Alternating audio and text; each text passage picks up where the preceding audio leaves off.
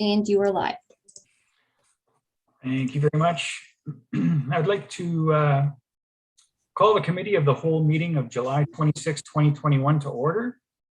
Good evening, everyone. My name is Mike Mikulik, Councillor and Chair of the Planning and Economic Development Committee. We are meeting electronically through Zoom during this declared emergency period. Members of the public may observe the proceedings by accessing the live webcast at our YouTube channel. Roll call. I will ask our Deputy Clerk to complete a roll call of council so that we can confirm quorum. And you are live. Go ahead. Thank you, Chair. And Councillor Rajima? Here. Councillor Russell? Here. Councillor Brunei? Here. Councillor McPherson? Here. Councillor Mikulik? I'm here. Councillor Timmers? Here. Councillor Reimer? Here. Mayor Easton has not yet joined us, and Councillor Pachariva is absent from today's meeting and sends his regrets. Thank you very much. In addition, I want to take a moment to welcome the staff we have joining us today electronically. Chief Administrative Officer Mike Kirkopoulos, Director of Finance, Administration and Innovation Lawrence Wagner, Associate Director of Finance and Administration Terry Trowala, Director of Planning and Development Matt Bruder, Director of Economic Development and Communications Paul Deaney, Director of Public Works David Graham, Director of Community Services Shannon McKay, Associate Director of Recreation and Culture Sarah Ain, Fire Chief Greg Hudson, Director of Legislative Services Town Clerk Julie Kirkelos, and moderating and clerking the meeting today we have our Deputy Clerk Devan Kripp. IT is also in attendance. As this is a virtual meeting, I will ask that we follow some procedures during this electronic meeting. Should there be a connection or service disruption for the chair, or if quorum is lost, the chair and/or deputy clerk will call a 10-minute recess to reconnect and regain quorum. If quorum is lost, the meeting will be adjourned. If connection is lost from the chair, the deputy clerk will ask those in attendance to wait up to 10 minutes to provide the chair time to reconnect and resume the meeting. Otherwise, after that time frame, the vice chair will resume the meeting until the chair has reconnected and resumes their role. Each member of council who wishes to speak, press the raise hand feature on your video call, and the deputy clerk will track our speakers list today, and then invite you to speak when I open it up for comments or questions. Also, when I finish reading a motion and announcing the mover, the deputy clerk will then call up the vote by reading each member of council's name out loud. Please remember to take yourselves off mute during this portion of the meeting so you can confirm if you support or oppose. Also, when not speaking, please remember to put yourselves on mute. Declaration of interest. Are there any declarations of interest?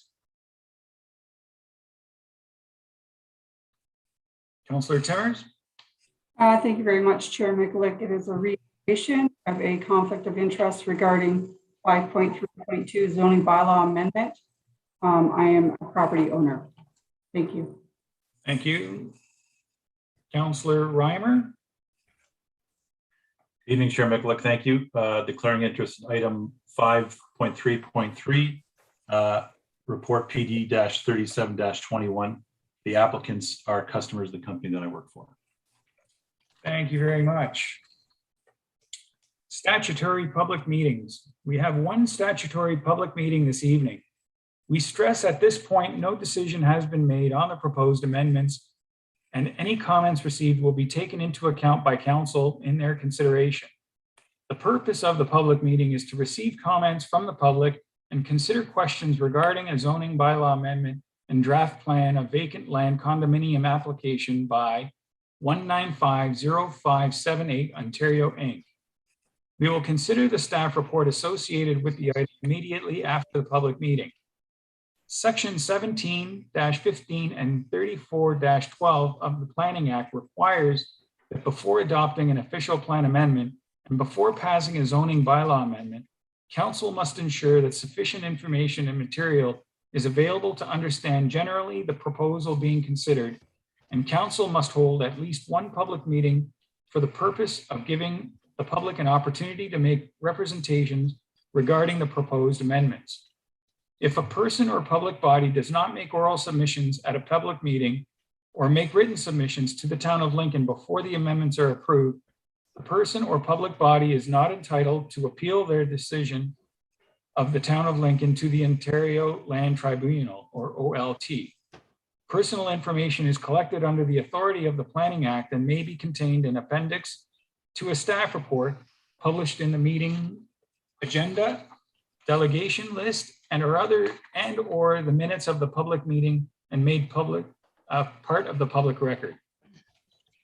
The town of Lincoln collects this information in order to make informed decisions on the relevant issues and to notify interested parties of council's decisions.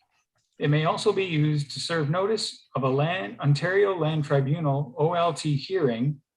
Names and addresses contained in submitted correspondence and other information will be available to the public unless the individual expressly requests that the town remove their personal information.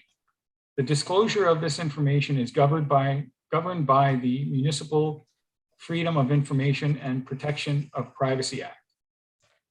Our public meeting is for the purpose of the zoning bylaw amendment and draft plan of vacant condominium applications by 1950578 Ontario Inc. We have two individuals that requested to be included in the public hearing or registered delegations. Craig Rowe, Upper Canada Consultants, has registered to speak to zoning bylaw amendment and draft plan of vacant condominium applications by 1900578 Ontario Inc. Craig, welcome. Please go ahead. Thank you, Mr. Chair. Just confirming you can hear me okay? I can hear you. Okay, wonderful. Good evening, everyone. My name is Craig Rowe. I'm a senior planner with Upper Canada Consultants. I'm a land use planner. With me this evening are my clients, David and Kelly DeFavre. They're the owners of the property. And also with me is Mr. Emilio Raimondo. He's our architect on the project. So if there's any specific design questions, Emilio can certainly take those from you this evening. We do have a PowerPoint. I believe that's queued up by the clerk's office. Yeah, here it comes. Great. So we can go on to slide number 2 once you're ready there. Great. So overall, the question is what's being proposed. This is a twofold land use planning application. The first portion of it is a zoning bylaw amendment, and that's to rezone the lands from R1 residential to RM1, which is a multi-residential zoning with some site-specific provisions. And the purpose of that is to facilitate the development of block townhomes on the subject lands.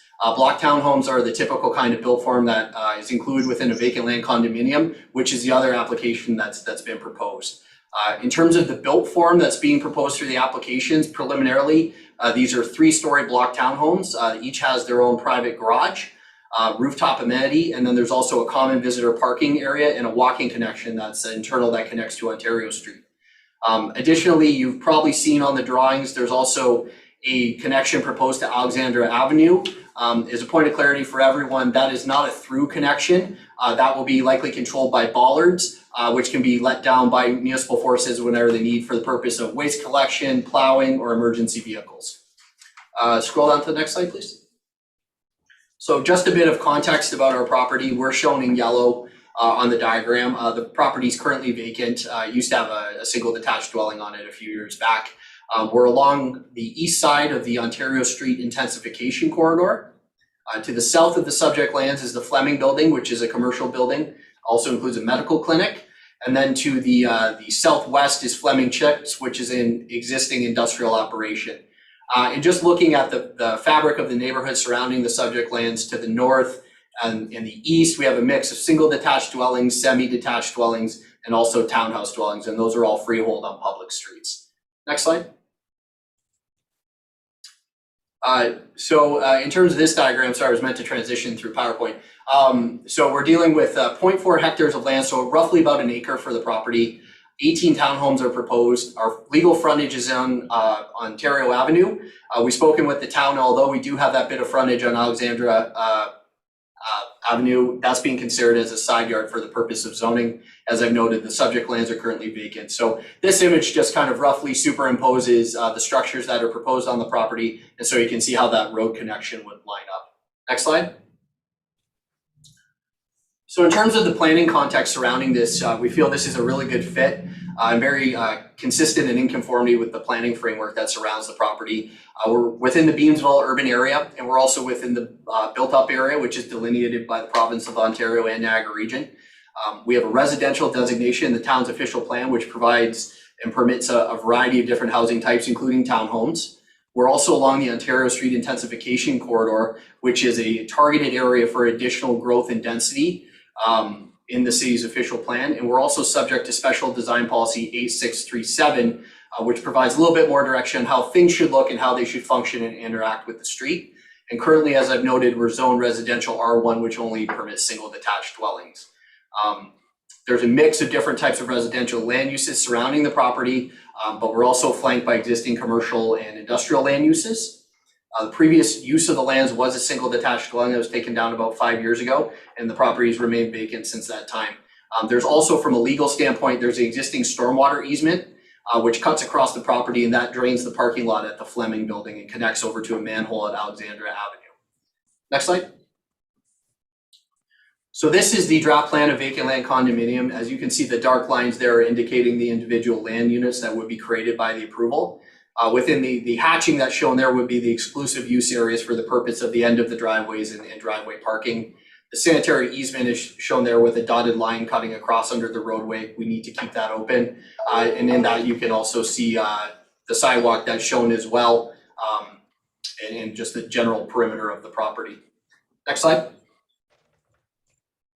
So in terms of our zoning relief, we do need a couple pieces of site-specific relief. One is for the minimum lot area per unit. We're slightly over on that. For maximum density, for the minimum front yard setback, which is largely in part to the road widening that we need to convey to Niagara region.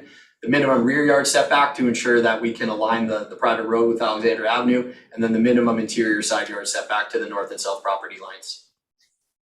Next slide. So I'll just briefly run through these, and we can certainly revisit them later, maybe with the assistance of Emilio if you have any questions. This is a north elevation. So this is if you're north of the property looking south towards the development. This is a typical block, what you would see. Next slide. This would be from the internal private road looking north. As you can see, garages provided for every unit with a balcony, and you can see the rooftop amenity and large glazing there. Next slide. Yep, thank you. That's the west elevation. You would see that when you pulled into the development. Those would be the units on the eastern end. That would be their front doors that you would see. You see their garages as well. And then the next slide is this would be the back of the building. So if you're looking west from the very back of the property, some glazing there. As you can see, they have the sliding door because they do have the benefit of the lot area for some yard behind the property. Next slide. And then this is just a bit of a 3D model that Raimondo's put together just to give everyone a sense of kind of how this works together and how the form and function works. One comment that I'd like to add is that when we were looking at options for developing this property, our first thought was an apartment building because it would be a great fit. It's similar in mass to what we see on the adjacent lot with the commercial land uses. But the problem we ran into is because of the small nature of the lot and the narrowness, it was very difficult to provide surface parking. And it wouldn't result in a development that would be feasible by construction standards. The only way to really get that apartment building on site would be to go underground with the parking, but that requires a significant amount of additional stories on the building to make the costing work for the construction. And we would end up with a building which in our opinion is much taller than would be compatible in this area, upwards of 7 stories. So we landed on the townhomes, which come in under the required height limit in the zoning bylaw, and we feel it's a nice compatible transition with the surrounding low density uses and some of the medium density uses as well. Next slide. So there are some supporting studies that we were required to provide to the town. The first is our functional servicing report. We've confirmed that we do have sanitary and water capacity to support this development. Things will be routed to Alexandra Avenue. On-site stormwater management is going to be taken care of via underground pipes. There's no pond or anything like that required for this development. And we'll be using outlets at Alexandra and Ontario Street. In terms of noise and vibration, there's existing noise from the Fleming Chicks operation, which is affecting all sensitive land use development in this area. Based on the review completed by Valcoustics, the noise can be attenuated through our building materials and some of our glazing requirements, but we do need to have a Class 4 designation granted by council. And if you want to discuss that further, I'll be happy to walk you through that. It's not a very complex process, but it's something that we're seeing over and over as intensification builds within developed areas. It's just a way to ensure that there's appropriate safeguards to maintain human health in areas that may be subject to above normal noise impacts. And finally, a tree preservation plan. If you've driven by the property, you know the vegetation is rather sparse. There are no sensitive species on site or adjacent lands that need to be protected. There were several dead and diseased trees that were mainly along the property line. One was split in half by the fence, for example. So if you've had the opportunity to review our preliminary landscape plan, we've shown that there's going to be a variety of new plantings and trees integrated into the site with the intent of providing a little bit more urban canopy on what is right now a very vacant parcel of land with very limited tree cover. Next slide. There were some public comments that we got, the typical comments, some about traffic. We had others about the density, concerns about Alexandra Avenue, and I'm certainly prepared to answer any specific questions that council may have tonight about that. Agency comments, regions comments actually just came in this evening. They have no objection, but I'll defer to town staff if they want to specify anything that's brought up through that. And then just my final closing points here on the next slide, please. So from an approval standpoint for this council, why should the applications be supported? They're consistent and in conformity with appropriate and rather applicable planning policies provincially, regionally, and locally. It's an efficient use of serviced vacant urban land. It also helps the town achieve the prescribed growth intensification targets outlined in the official plan. The lands are also within an intensification corridor, so it does warrant consideration for higher and better uses that will support future transit connectivity to the GO station and supporting some of those existing commercial uses along the corridor. It provides additional housing supply and variety, both through the condominium tenor and based on the building form.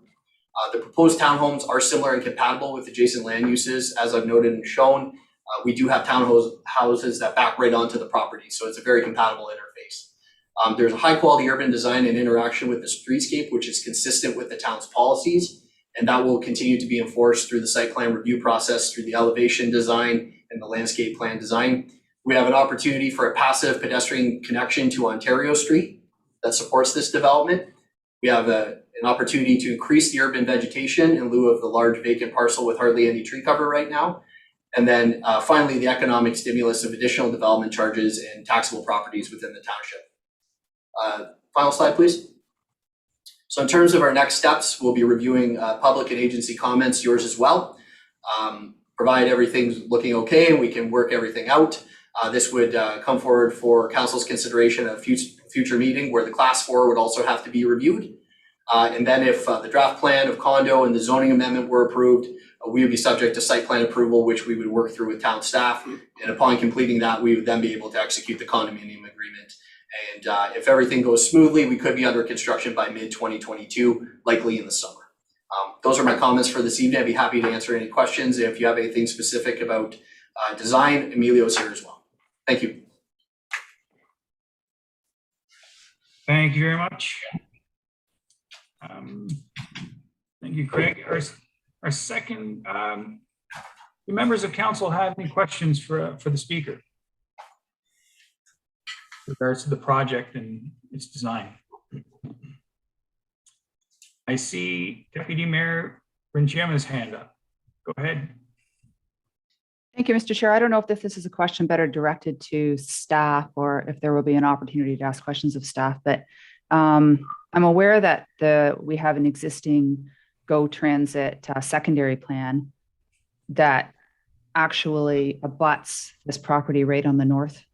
And I think under that plan, the properties directly to the north in yellow on that plan are yellow.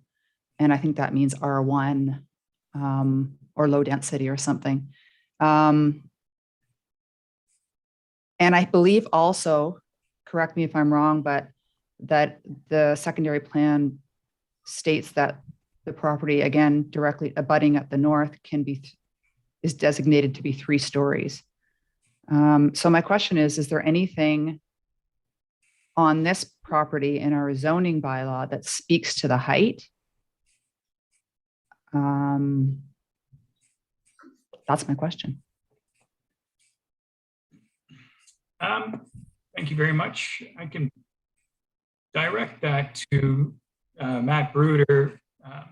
This would probably be a question that applies to one home or 20 homes, correct, Matt? Yeah, through you, Mr. Chair, I guess you're just talking about what's kind of the height provisions on the property as it currently stands, Counselor? Is that what you were asking? Yes, yeah. Okay, so yeah, right now it's got R1 zoning on the property, which allows a maximum height of 12.5 meters. The RM1 would have a similar height, which I believe the proposed development would be coming in under that anyways. So even with the R1, it still would have been 12.5. Okay, that answers my question. Thank you. You're welcome. Councillor Russell. Thank you, Mr. Chair. Through you to Mr. Rowe. Craig, good to see you again. I know it's been a while since we've had you present. Two questions. One question, a comment that you made about the feasibility of underground parking and it not being viable given the circumstance of the size of the lot.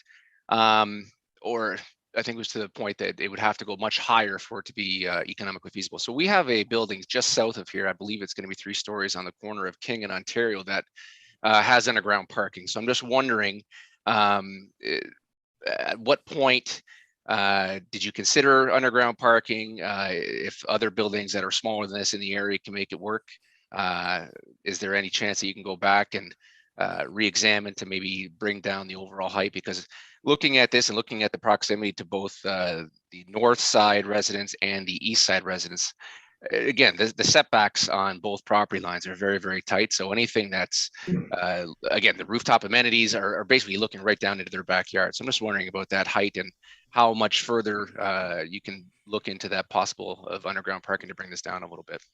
Yeah, certainly. And thanks for the comments, Councillor. The estimation of costing and making underground parking viable is based on Upper Canada's experience with construction development. Typically what we're seeing is paired with the cost of land, servicing a site, constructing the building, and then providing the underground parking, having to go down 1 or 2 levels. It's incredibly expensive. We find that the sweet spot, so to speak, to actually make it economically viable so that project doesn't fail and go bankrupt, it could be anywhere between 5 and 7 stories. Based on my opinion as a professional planner, I feel that although this area is suited for some additional density and development, I think that 3 stories is a good compromise in this area as it transitions. Anything larger than that would still have the same amount of overlook impacts. In order to have a proper, like a typical apartment building is about 20 meters wide, and I think our frontage here is only 36 or maybe 38 meters. So in order to get a driveway through there, we've had very limited room for at-surface parking. So we'd be almost surely have to go underground and would need to raise it up to make it a viable development. So what we propose is a built form that is similar to the massing that you would get with an apartment building, but we feel we've spaced it out in a manner where we can provide the appropriate amount of parking so that there's no pressures on the adjacent neighborhood or anything of that nature. But it really came down to my clients are looking to proceed with the townhouse development, and they've taken steps to direct their architect to come in under the height requirement that's in the zoning bylaws. So we feel it's a compatible product to put forward at this time. But certainly the parking question would be very difficult, in our opinion, to accommodate on the site with any less than 5 to 7 stories. Okay, thank you, Craig. Follow up, Mr. Chair. Go ahead. Through you to Mr. Rowe again. Just wondering if there are any other configurations that you've considered to either bring down the density, the number of units, or to reconfigure so that the impact on the adjacent neighbors is lessened. Because again, the way it's kind of configured now, you have a building on that east side that's going to overlook a number of personal homes. And then again, on the north side, you're fronting there. Is there any way you can rejig that configuration to maybe move that road? Thank you for the question, through Mr. Chair. Unfortunately, there's not much that we can do, and the reason for that is the connectivity that's needed for Alexandra Avenue. I direct you to take a look at the site plan if you did happen to have a copy. We need to line up the road deck. In order to do that, we can only bring the building so far forward without forfeiting the driveway and the garage area and everything like that. So it's unfortunate that we can't bring that building any further forward. But it's kind of, we're stuck with it, is basically where it is. yeah, I don't have much more to offer than that. We're kind of stuck there. We're working with what we can work with, and we felt that coming in under the zoning bylaws height requirement would be an appropriate compromise to that. Okay, thank you, Mr. Rowe. Thank you, Mr. Chair. Thank you, Councillor. I see Mayor Easton's hand is up. Go ahead, Mayor. Thank you very much, Mr. Chairman. Gentlemen, thank you very much for your presentation this evening. I was wondering if you were aware at all of complaints that, and they're fairly perennial complaints around this, the smells related to the Fleming operation. Do you have any knowledge of that? Through you, Mr. Chair, no, we did not, and it was we were not requested to prepare an odor study through pre-consultation. That impact wasn't noted to us. Okay, well, I'm just going to mention it so that you're aware. I've certainly heard this frequently enough that I feel it's worth mentioning it. Could you just explain again the purpose of eliminating the access to Alexandra? Certainly. So just as a point of clarity, Mayor, you're looking for why are we not keeping it as an open through route? Is that your question? Yes, why are you removing that linkage? We're removing that linkage because the condominium is a private property. So any risks associated with people trespassing across and driving vehicles would become the assumed risks of the condominium. So by providing the bollard control rather than a gate and fencing things off, the bollard allows for the movement of pedestrians, cyclists, but they're also functional enough to allow for the municipality's plow truck to make its way through and set up to plow Alexandra Avenue. It allows for through and secondary access for fire, and also it provides emergency connectivity in the event that they ever need to evacuate the area and the entrance was blocked on Ontario Street. So it's functionally there, but we are controlling the vehicular access to it to avoid any liability for the property. Okay. The design that you've chosen, I'm assuming that as you were reviewing this with staff, could you give us a little bit more information on that discussion? I'm not particularly impressed with the coloration. I don't know whether this is just a rendering that you're presenting to us.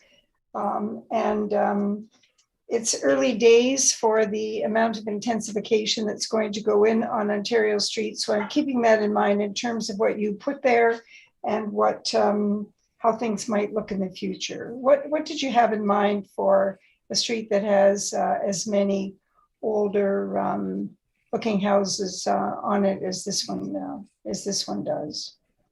Certainly, and thanks for the question. And through you, Mr. Chair, I'll defer to Mr. Raimondo, a little bit better equipped to speak to the design considerations.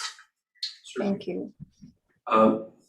Mayor Easton, members of council, town staff, we took an approach where certainly, as you noted, Mayor Easton, there's a number of different typologies that range in terms of age and when they were initially established. But we felt this particular approach is something a bit more contemporary in design, a little fresher. By all means, the concepts that are presented are that in essence. Certainly getting through approvals, there'd be some additional design development, and choice of materiality and colors can be reviewed. And some of those cues can be taken from the context. So we'd look at sort of neighboring homes, choices of materials, fit, complementary type of approaches. So that certainly can be the case.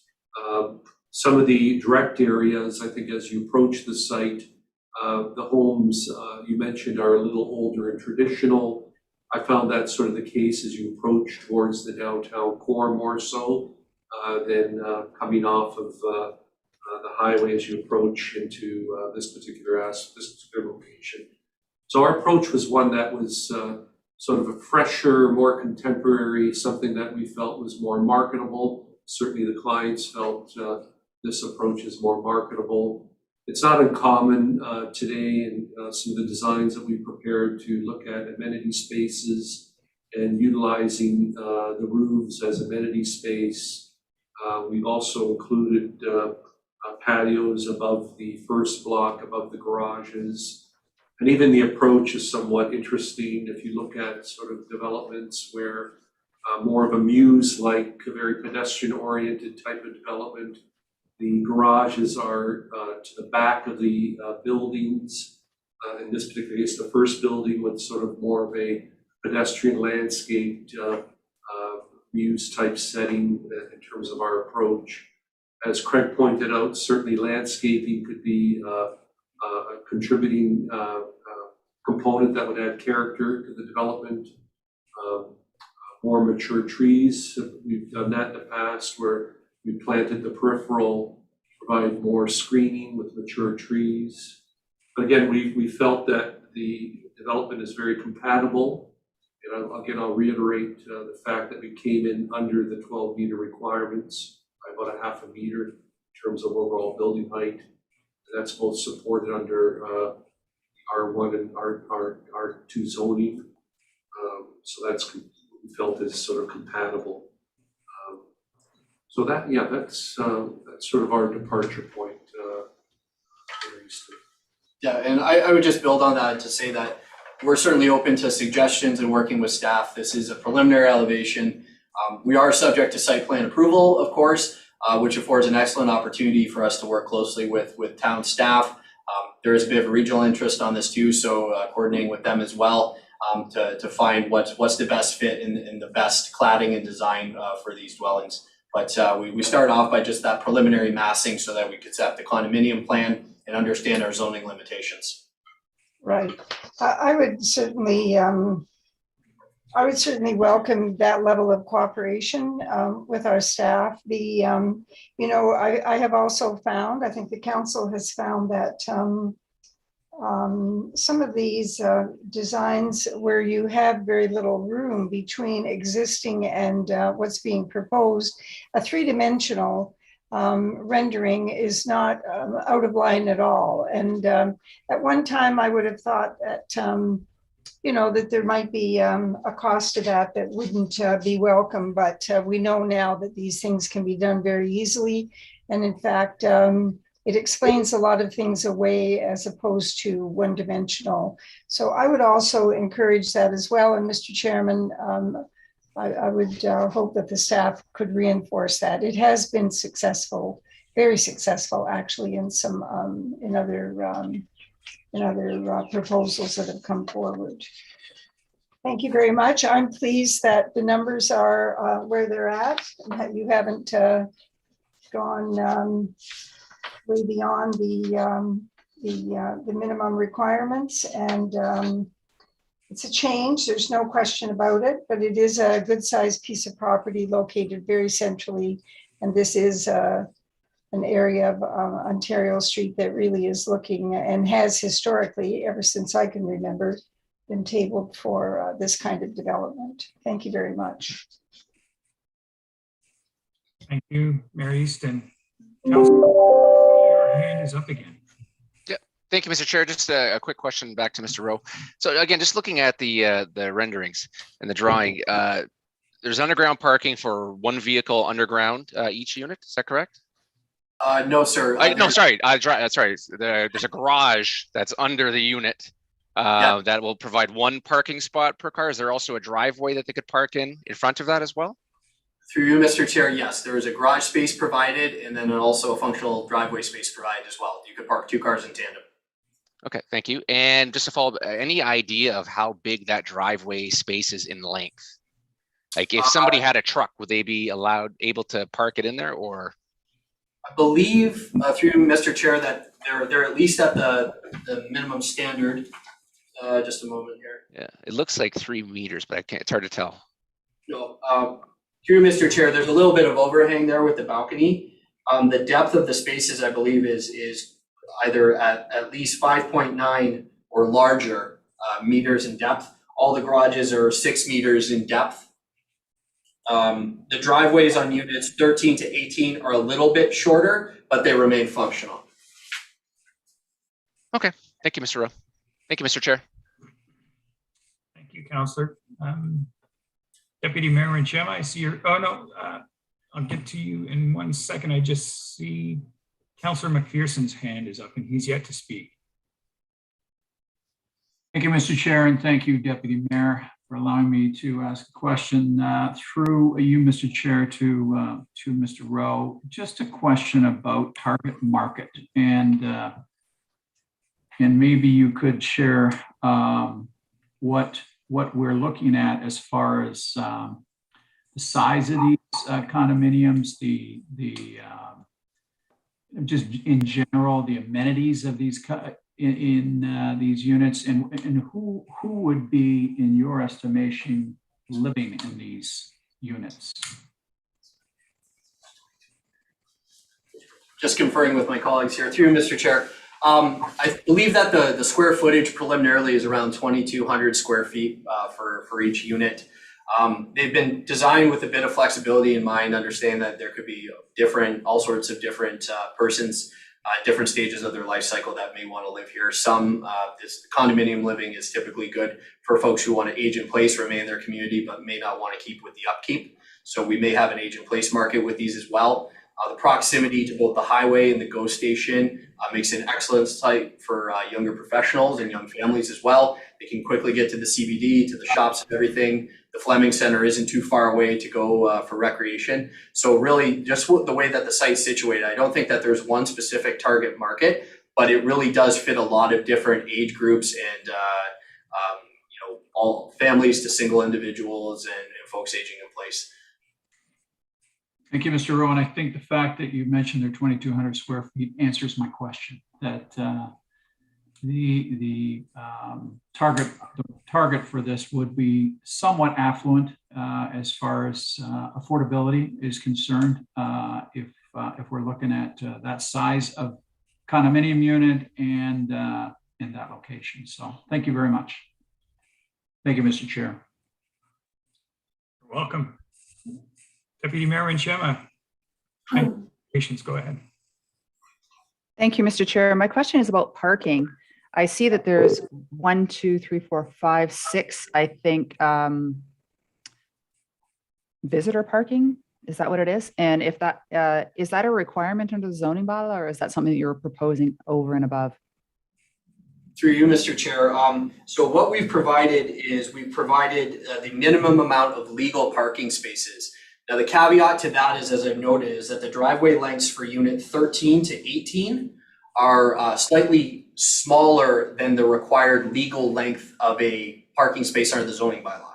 So for units 13 to 18, they each have one legally defined parking space in the garage, as well as one functional parking space in the driveway, which is only short by, I believe, about 0.1 meters.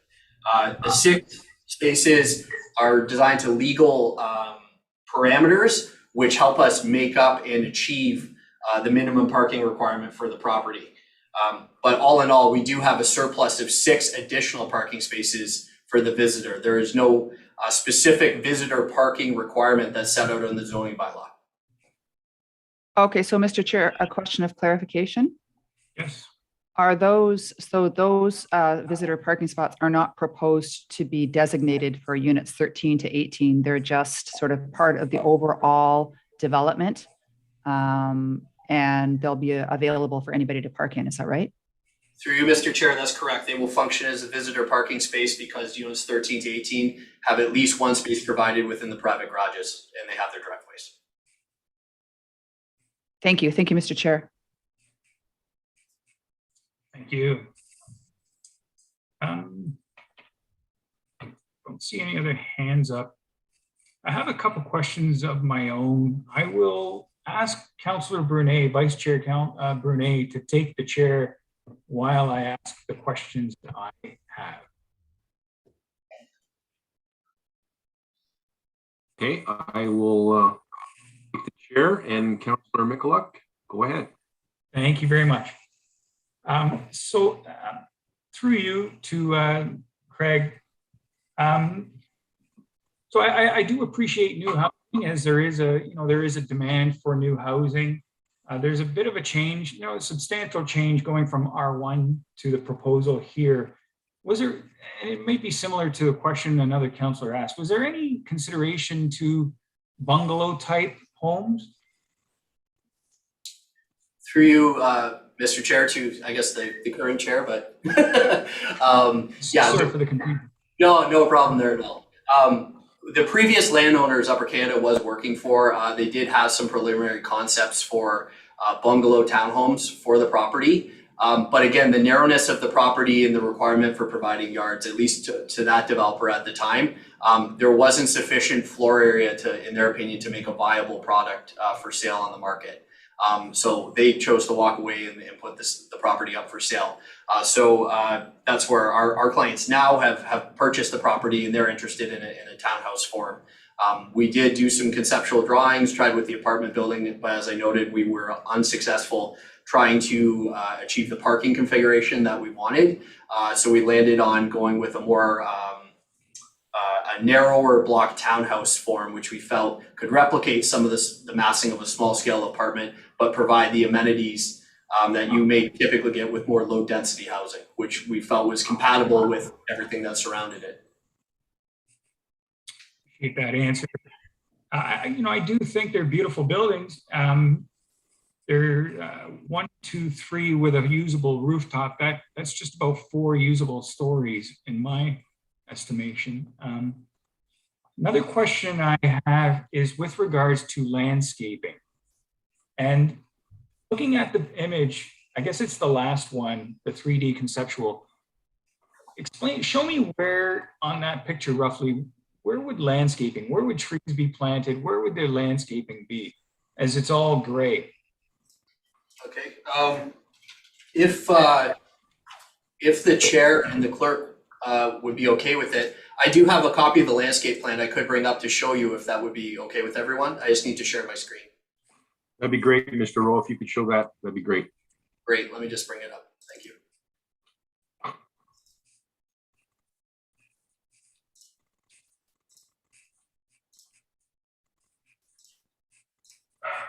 There we go. So this is, I think everyone can see this. This is our preliminary landscape plan that we have prepared by Landscape Florida, local team out of Niagara-on-the-Lake.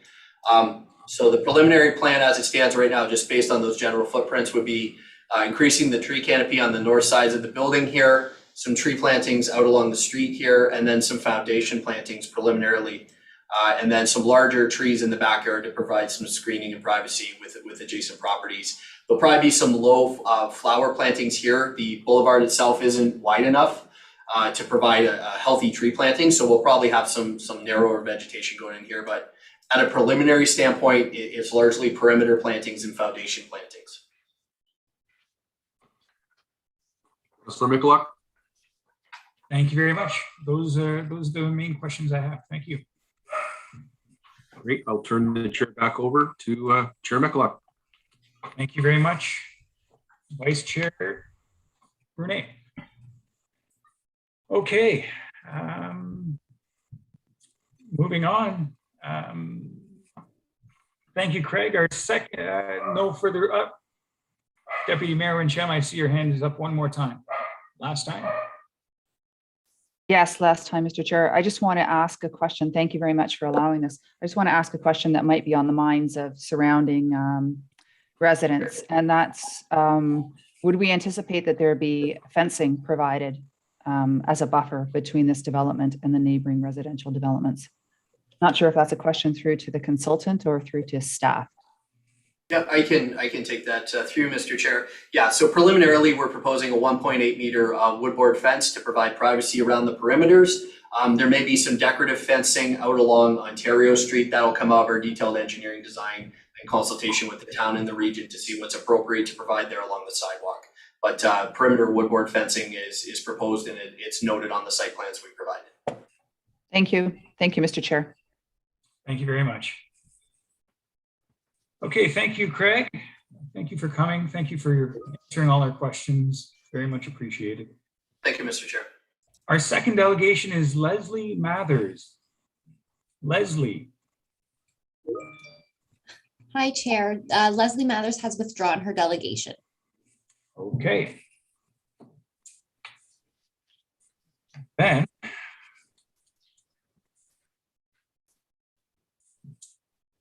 there are no other delegations to this item. However, I will note that council has received submitted written correspondence for consideration from Charlene and Thomas Tulloch dated July 23rd, 2021, from Nicole Whitehead, also dated July 23rd, 2021, and from Chris Julian dated July 26th, 2021. I now declare this public meeting to address the zoning bylaw amendment and draft plan of vacant condominium application by 1950578 Ontario Inc. closed. We will move directly into report PD-38-21 regarding the zoning bylaw amendment and draft plan of vacant condominium applications by 1950578 Ontario Inc. Do members of council have any questions?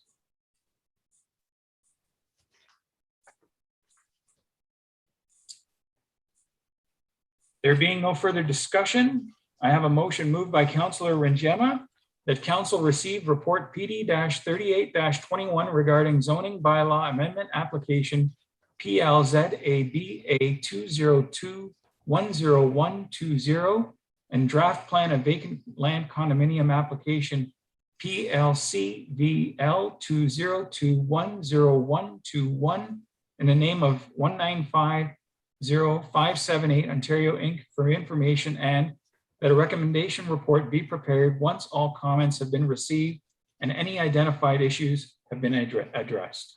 I will now ask our deputy clerk to call out the vote. Thank you, Chair. Councillor Bernay, Yes. Councillor McPherson, Yes. Councillor Micklick, Yes. Councillor Reimer, Yes. Deputy Mayor Regina, Yes. Councillor Russell, Yes. Councillor Timmers, Yes. Mayor Easton. Yes. Thank you. That carries, Chair. Thank you. We are now at the delegations portion of the Planning and Economic Development Committee agenda. Please note, each delegation may speak for a maximum of 5 minutes. Once we have received the delegation for a report, committee will transition directly into the report and motion. Our first delegation is Tyson Timmers, speaking to report PD-35-21, zoning bylaw amendment to permit a temporary use by Lynn and Pete Timmers. The deputy clerk will proceed to remove Councillor Timmers from the meeting due to an earlier declared conflict of interest. Devan, please confirm when we are ready to proceed. Thank you, Chair. We are ready to proceed. Thank you. Tyson, welcome. Thank you, Mr. Chair. Thank you for your attendance, and go ahead. Okay, good evening. Thank you to town staff, members of council, for giving me the opportunity to further represent my parents, Pete and Lynn, in their application for a garden suite. Proposed to be built on their property at 3507 Camden Road, Lincoln. I wanted to address tonight that there has been a change made to the proposed site of my parents' garden suite. After listening to concerns surrounding this application, we, with the assistance of town staff and other organizations, have come up with an excellent alternative location to reduce impact on those neighbors abutting the build. We've always valued maintaining positive relationships with all of our neighbors. This is something that is and always has been very important to us. I would add that this is evident by the fact that 12 of our neighbors have written letters to show their support for us. Community, privacy, and space are things that everybody needs in a small town. The new site is further south on the opposite corner of the driveway, further removed from the houses in town. This eliminates the need for new driveway access onto Camden Road by using the existing driveway for access. We're happy with this plan and feel that it's a great alternative location. It still keeps with our desire to maintain a very minimal site footprint on our property. This is something that's very important to me as we move forward with our succession plan. Locating the garden suite at the end of the existing driveway gives my wife and I easier access to my parents, which will be beneficial as they age and potentially require additional support from us. In the near term, it gives us additional support with our children as they'll be getting on and off the school bus at the end of the driveway every day, and it'll be nice to have their grandparents living close by. In closing, we feel that this alteration is a positive thing for all parties. We've had positive feedback. My family and I look forward to living, working, and playing here in Camden for many years to come. Thank you for listening.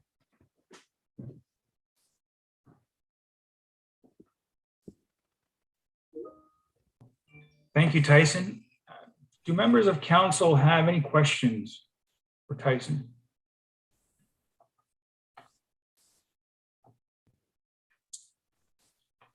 Okay. I don't see any. Thank you very much, Tyson.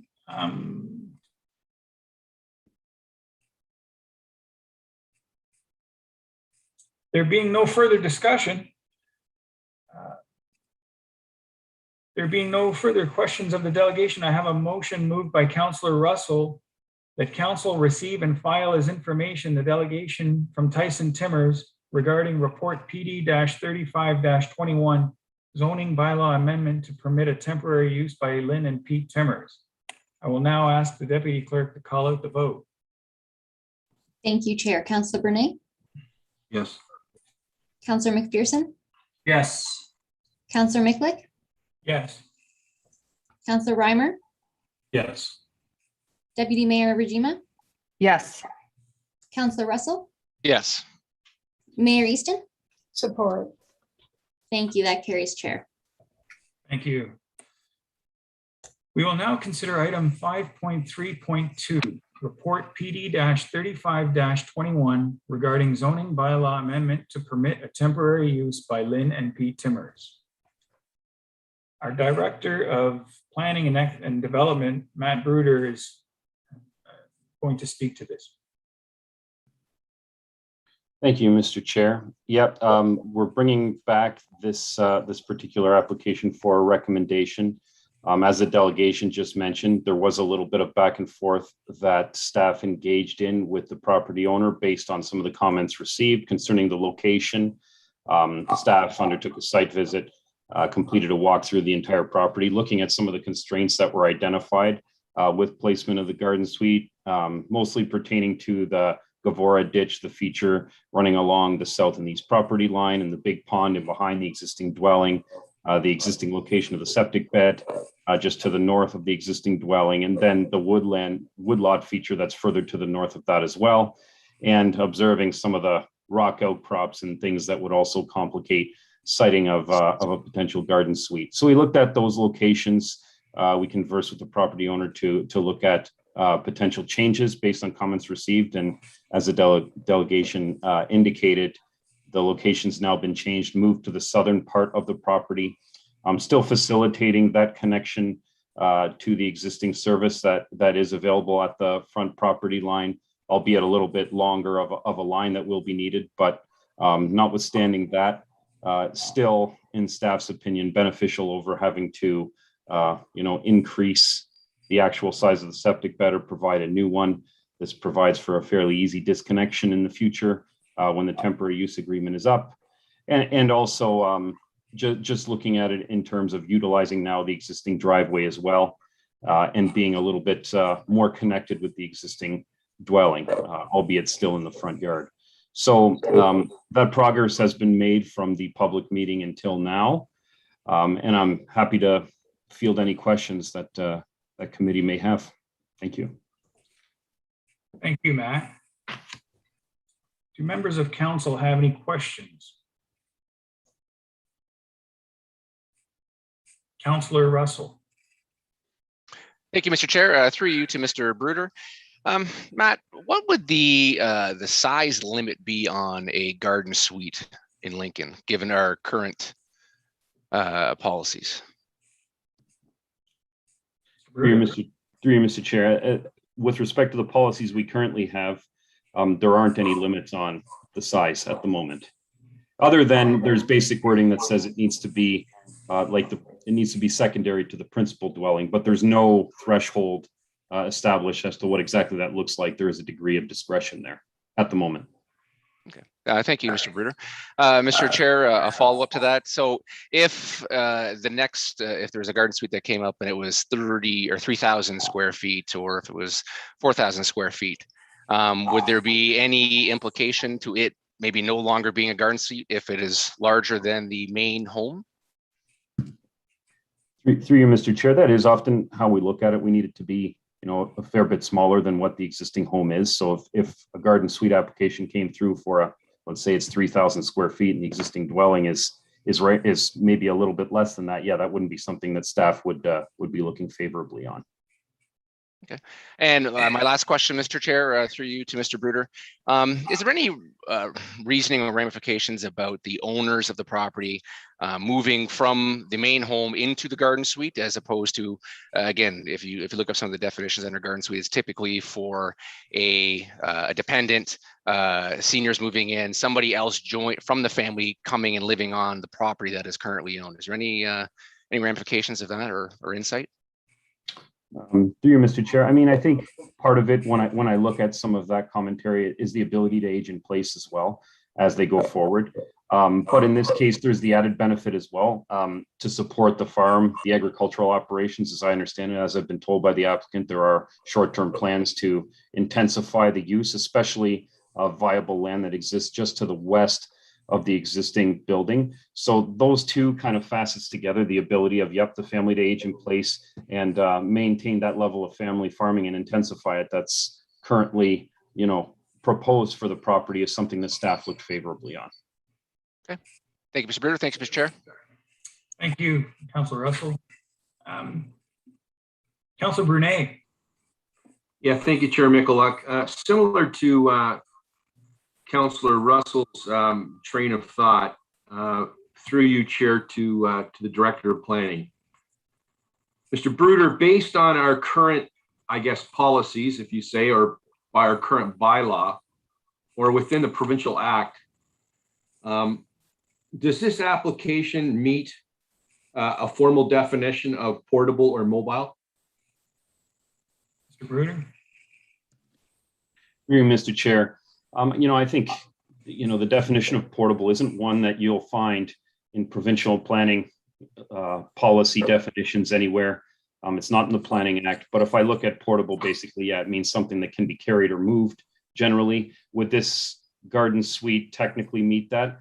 I would say not necessarily in terms when you look at actually physically moving the building itself. However, it's one of those situations where the design plays into it, and a factor that we've considered before is the use itself can change. Thereby, I would point out that if this was a simple barn, we wouldn't be having any conversation. It'd go straight to building permit. So if it can be converted back to that following the 20-year period, staff's opinion is it still meets the general intent, which is eventual discontinuation of the use. The follow-up question, Chair Michalak. Yep, go ahead. So through you, Chair, to Mr. Bruder, seeing that, and I know this question might be not considered relevant to this application, but as this council continues to see these garden suites come forward, can we expect, through you, Chair, to Mr. Bruder, can we expect as a council that we will have a clear definition if it's being stated that the Provincial Act and our current policy doesn't have a clear definition? Can we expect that will be addressed moving forward? Mr. Chair, I think that is one of the things that we've been taking a close look at, and even some of the preliminary thoughts that staff had when we brought a report forward for information is, that's something we're going to be looking at more closely identifying what the parameters are for considering what's portable, what's prefabricated. So short answer is yes, moving forward, that is something that we would look to address more fulsomely than perhaps what currently exists in policy. Okay, thank you for that response. And Chair Mikulak, I don't have any other questions, but I would just finish by making a comment that I, for one, as a counselor, are feeling more and more uncomfortable in these applications. And I look forward as soon as possible where we can get a clear definition of what the space should be, whether it's 1,800 square feet, whether it's 2,000 square feet, and a definition of portable and mobility. I have an uncomfortable feeling that it seems like every application is being dealt with a different brush. And I will leave it at that. Thank you. Thank you, Councillor Brunei. Councillor McPherson. Thank you, Mr. Chair. And I also have a comment covering actually both garden suite applications tonight. My position on these applications has not changed since the public meeting on both applications. I continue, as Councillor Brunei just mentioned, to be uncomfortable passing or on any applications while we are in the process of developing a bylaw around garden suites.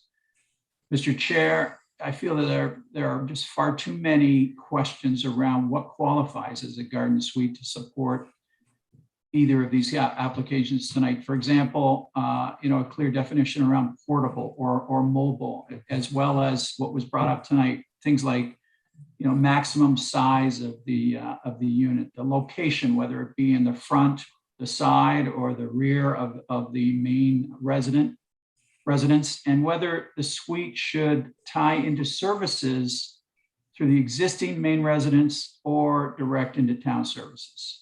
As council knows, I put forward a motion during the referenced public meeting to put a hold on applications until the bylaw was passed, which was voted down by council. With the garden suite bylaw in process and expected to come back to council over the next couple of months, I would support a pause on applications until we are ready to treat applications with a consistent public and council supported bylaw. I really think that we are at risk of closing the door and then reopening it with much stricter regulations and exposing ourselves to what we have passed. So I would suggest, Mr. Chair, that normally I understand that we don't have recorded votes in committee of the whole, but I am asking Madam Clerk to make an exception on these two applications tonight. Thank you, Mr. Chair. Thank you, Councillor McPherson.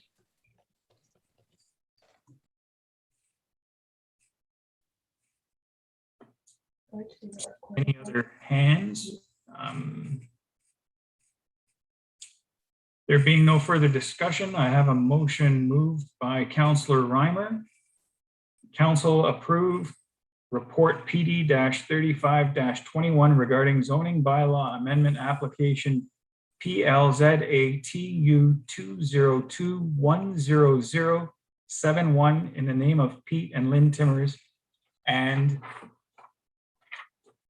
council enact and pass zoning bylaw attached as Appendix D to report PD-35-21 to amend the zoning regulations for the lands at 3507 Camden Road, subject to the following conditions. A, that the size of the proposed garden suite have a maximum gross floor area of 158 square meters, 1,700 square feet, and that B, the owners enters into a temporary use agreement with the town to ensure that the dwelling is removed or converted into a non-residential use upon expiry of the temporary use bylaw. And C, that a cash deposit or letter of credit in the amount of $5,000 submitted to the town to ensure that the above agreement is complied with. And D, that the temporary use bylaw not be presented to council until the conditions B and C above have been complied with, and council deemed that zoning bylaw conforms to the official plan for the town of Lincoln, and council declare that they have considered all of the written and oral submissions and agrees with the planning report analysis and recommendations, and finds that, subject to the conditions of approval, this application meets the Planning Act criteria, is consistent with the provincial policy statement, and complies with the growth plan, the Niagara Region official plan, and the town official plan. I will now ask our deputy to call out a recorded vote. Hi there. Thank you, Chair. Before we go and call a vote for that motion, we do need to suspend the rules, and I need a 2/3 majority vote to permit a recorded vote. So the motion I have drafted is moved by Councillor McPherson to suspend the rules to permit a recorded vote for item 5.31, which is the first zoning application for Floyd and Rose Weisner. And then the second one would be item 5.3.2, which is the item that we're currently dealing with for Pete and Lynn Timmers. Okay, thank you. So So we will vote on that first. Thank you. And Councillor Bernay, Yes. Councillor McPherson, Yes. Councillor Micklick, Yes. Councillor Reimer, Yes. Deputy Mayor Rajima, Yes. Councillor Russell, Yes. and Mayor Easton. No. Thank you. That carries, Chair. And with that, I will move to the motion that you have read. Thank you very much. And as such, this is a recorded vote. And Councillor Bernay, No. Councillor McPherson, No. Councillor Micklick, No. Councillor Reimer, Yes. Deputy Mayor Rajima, Yes. Councillor Russell, Yes. Mayor Easton. Yes. Thank you. That carries, Chair. Thank you. The deputy clerk to reinstate Councillor Timmers to the meeting as discussions and voting is now completed. Madam Deputy Clerk, please confirm when ready to proceed.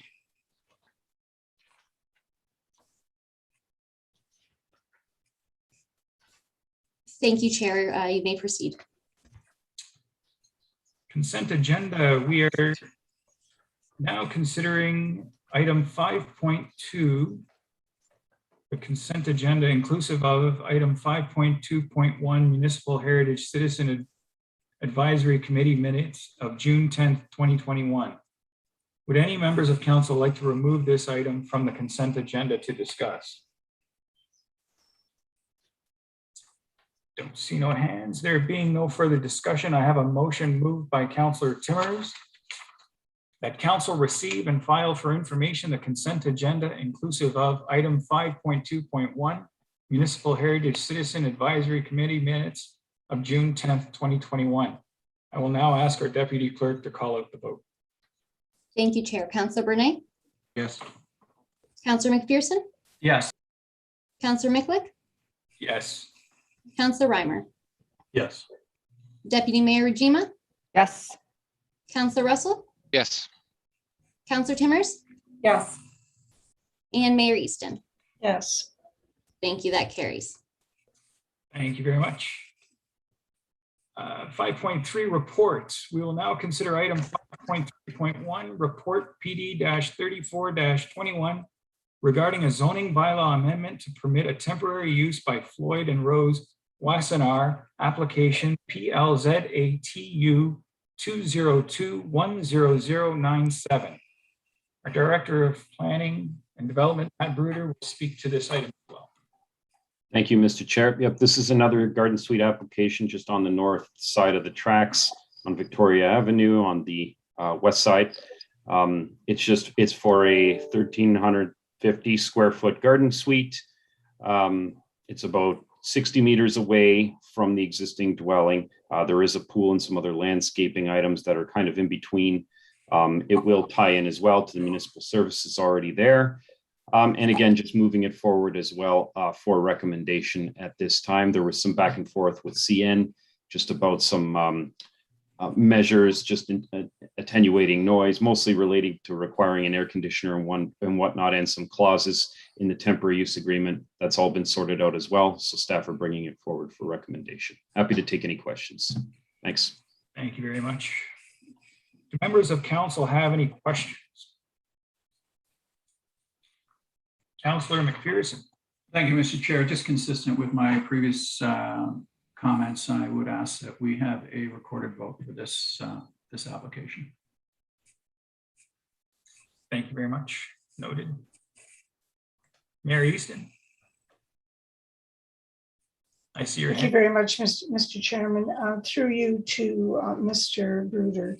Mr. Bruder, this property in question, has the town been involved in any prior requests by the property owner to gain access to the sewer line on Victoria Avenue? Are you aware of any previous applications under different circumstances? Through you, Mr. Chair, none that I'm aware of, no, your worship. Okay, all right, thank you very much. Thank you, Mr. Chairman. Thank you.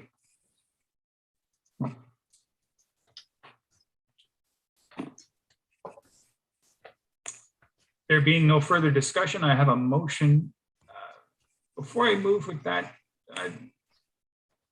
I'll ask our deputy clerk, do we have to have a vote one more time, 2/3 with regards to? Or It's did we okay, cover that the first time? I captured that in the first motion for both items, yes. Just confirming. Okay, there being no further discussion, I have a motion moved by Councillor Reimer.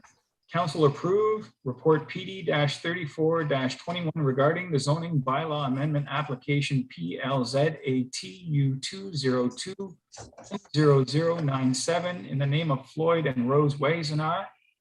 Council enact and pass zoning bylaw attached as Appendix B of report PD-34-21 to amend the zoning regulations for the lands at 4278 Victoria Avenue, subject to the following conditions. A, that the size of the proposed garden suite have a maximum gross floor area of 125 meters or 1,350 square feet, and that the minimum required setback for a dwelling from a railroad right-of-way be 20 meters, whereas section 6.28A requires a setback of 30 meters, and C, that the town enters into a temporary use agreement with the town to ensure that the dwelling is removed or converted into a non-residential use upon expiry to the temporary use bylaw.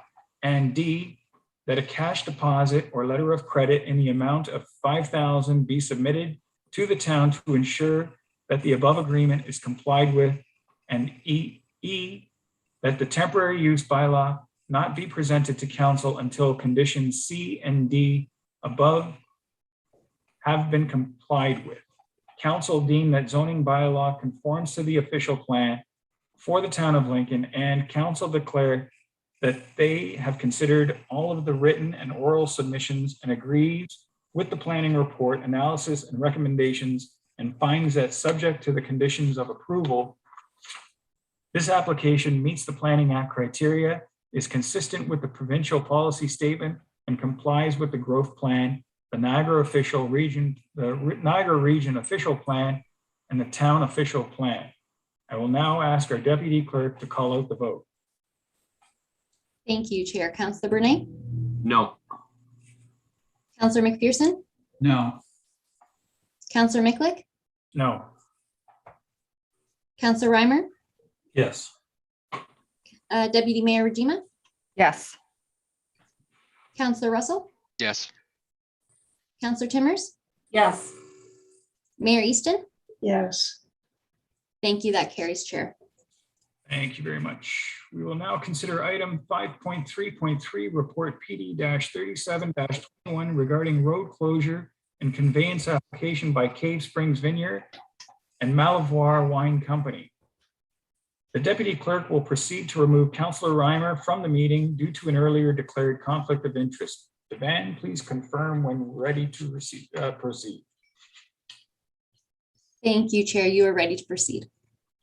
Our Director of Planning and Development, Matt Bruder, will have some words to speak to this. Thanks, Mr. Chair. Just quickly, we brought this application forward for information a little while ago. It's the proposed closure and conveyance of the road allowance just east of the Cave Springs camp entrance. There's two kind of joint applicants here, that being Cave Springs Cellars and the Malivoire Wine Company, to close and convey the road allowance. So it consolidates some farm property instead of having the road allowance go through there, and also looking for a little bit more of a definitive edge of where the road allowance actually closes, just from the point of town ownership for people going in and out of there. I know that's been a concern previously, and just looking to address that as well. The applicants are, that is. So those are my comments. Happy to take any questions. Thank you very much. Do members of council have any questions?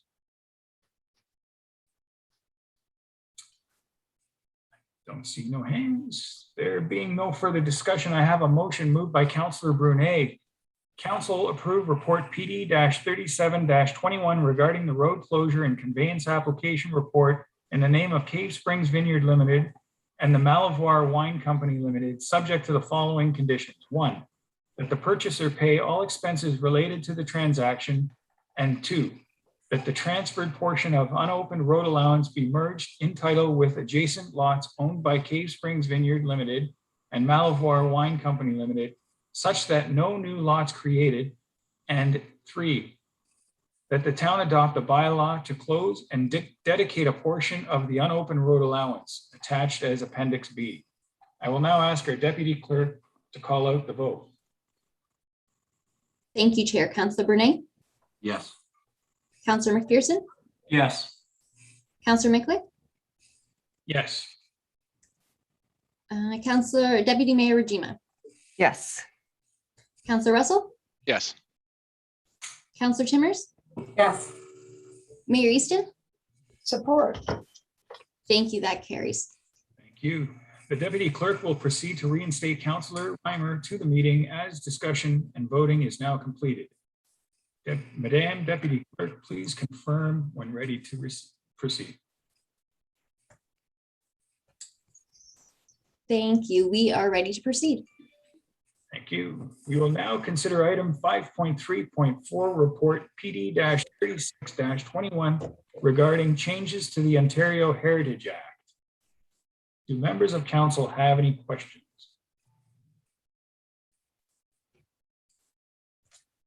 Don't see no hands. There being no further discussion, I have a motion moved by Councillor Brunet. Council received for information report PD-36-21 regarding changes to the Ontario Heritage Act, or OHA. I will now ask our Deputy Clerk to call out the vote. Thank you, Chair. Councillor Brunet, Support. Councillor McPherson, Yes. Councillor Mickley, Yes. Councillor Reimer, Yes. Deputy Mayor Rajima, Yes. Councillor Russell, Yes. Councillor Timmers, Yes. Mayor Easton.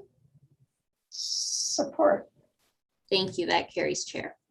Thank you. There being no additional reports to consider, Planning and Economic Development, we have now concluded the Planning and Economic Development Committee agenda. We will now rotate to allow Councillor and Chair Paul McPherson to assume the chair at this time for the General Business and Finance agenda. Thank you, Chair Michalek. There is one registered delegation this evening for the General Business and Finance Committee agenda. Scott Plugers, Audit Senior Manager, KPMG, is in attendance to present the audit findings report for the year ended December 31st, 2020. Presentation exceeds the permitted 5-minute speaking time. I will ask that committee proceed with a majority vote to extend the speaking time for the delegation. I have the motion moved by Councillor Rajima. Go ahead, Madam Deputy Clerk. Thank you, Councillor Brunet. Sorry, the council extends, I should have read the rest of the motion. The council extends the speaking time for the delegation for Scott Plugers, Audit Senior Manager, KPMG, until presentation is completed. Thank you, Chair. Councillor Brunet, Yes. Councillor McPherson, Yes. Councillor Mickley, Yes. Counselor Reimer, Yes. Deputy Mayor Rajima, Yes. Counselor Russell, Yes. Counselor Timmers, Yes. Mayor Easton.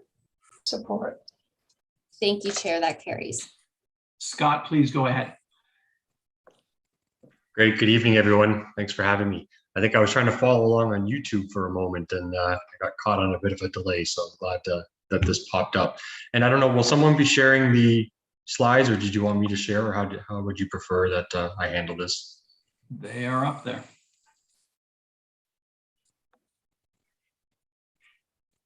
Can anyone hear me? Yes. Hi there. We've shared our screen, so you're good to go. Please let me know when you want me to advance the slide.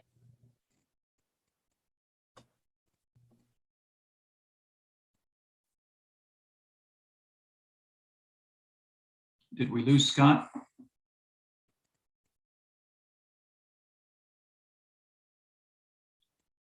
It appears as though we did. Give him a minute to come back. And if he doesn't, I'm sure our director will take over and. Can everyone hear me? Oh, there you are. There we go. Sorry, I don't know. It just, as soon as I started speaking there, it just cut me right out for a second. So I'm glad I got back in okay. Not sure what happened. So is our director. They would have handled it just fine, I'm sure. But yeah, apologies for that, everyone. So I think I was just in the middle of asking, will I be sharing the slides or is someone able to pull the slides up? And I'm happy to take you through the slide deck. I'm just going to share my screen now and just let me know when you'd like me to advance the slide. No problem. That's great. And we can even start actually just on the executive summary. So on page 5, if that's okay. And I'll kind of make some overarching comments and take, members of council through the report. And then if there's anything that I haven't touched on specifically, or insufficient detail, by all means, just let me know and I'm happy to chat through anything on here or the statements as well. I will just make a comment, thank you to management again for, another smooth audit and, really appreciate their collaboration and involvement with us. We do complete the audit currently, similar to last year in a remote setting. And it's a challenge all around, especially on your management team and your finance team to provide the documentation, continually meet with us and support the audit process. So thank you to them for that help and assistance throughout the audit. What's new for the year ended 2020, COVID-19 certainly has its impact in the audit.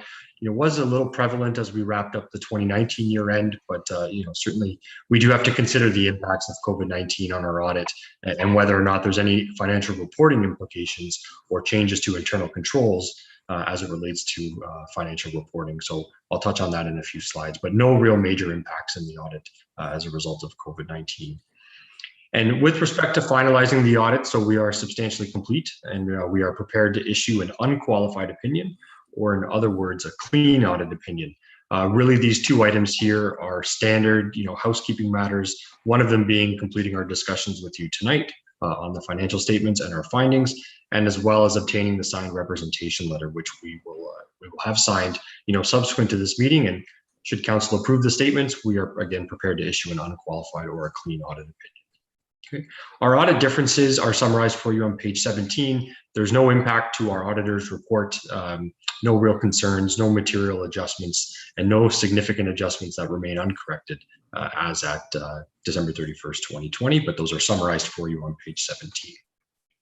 And then just on the next page, please, page 6.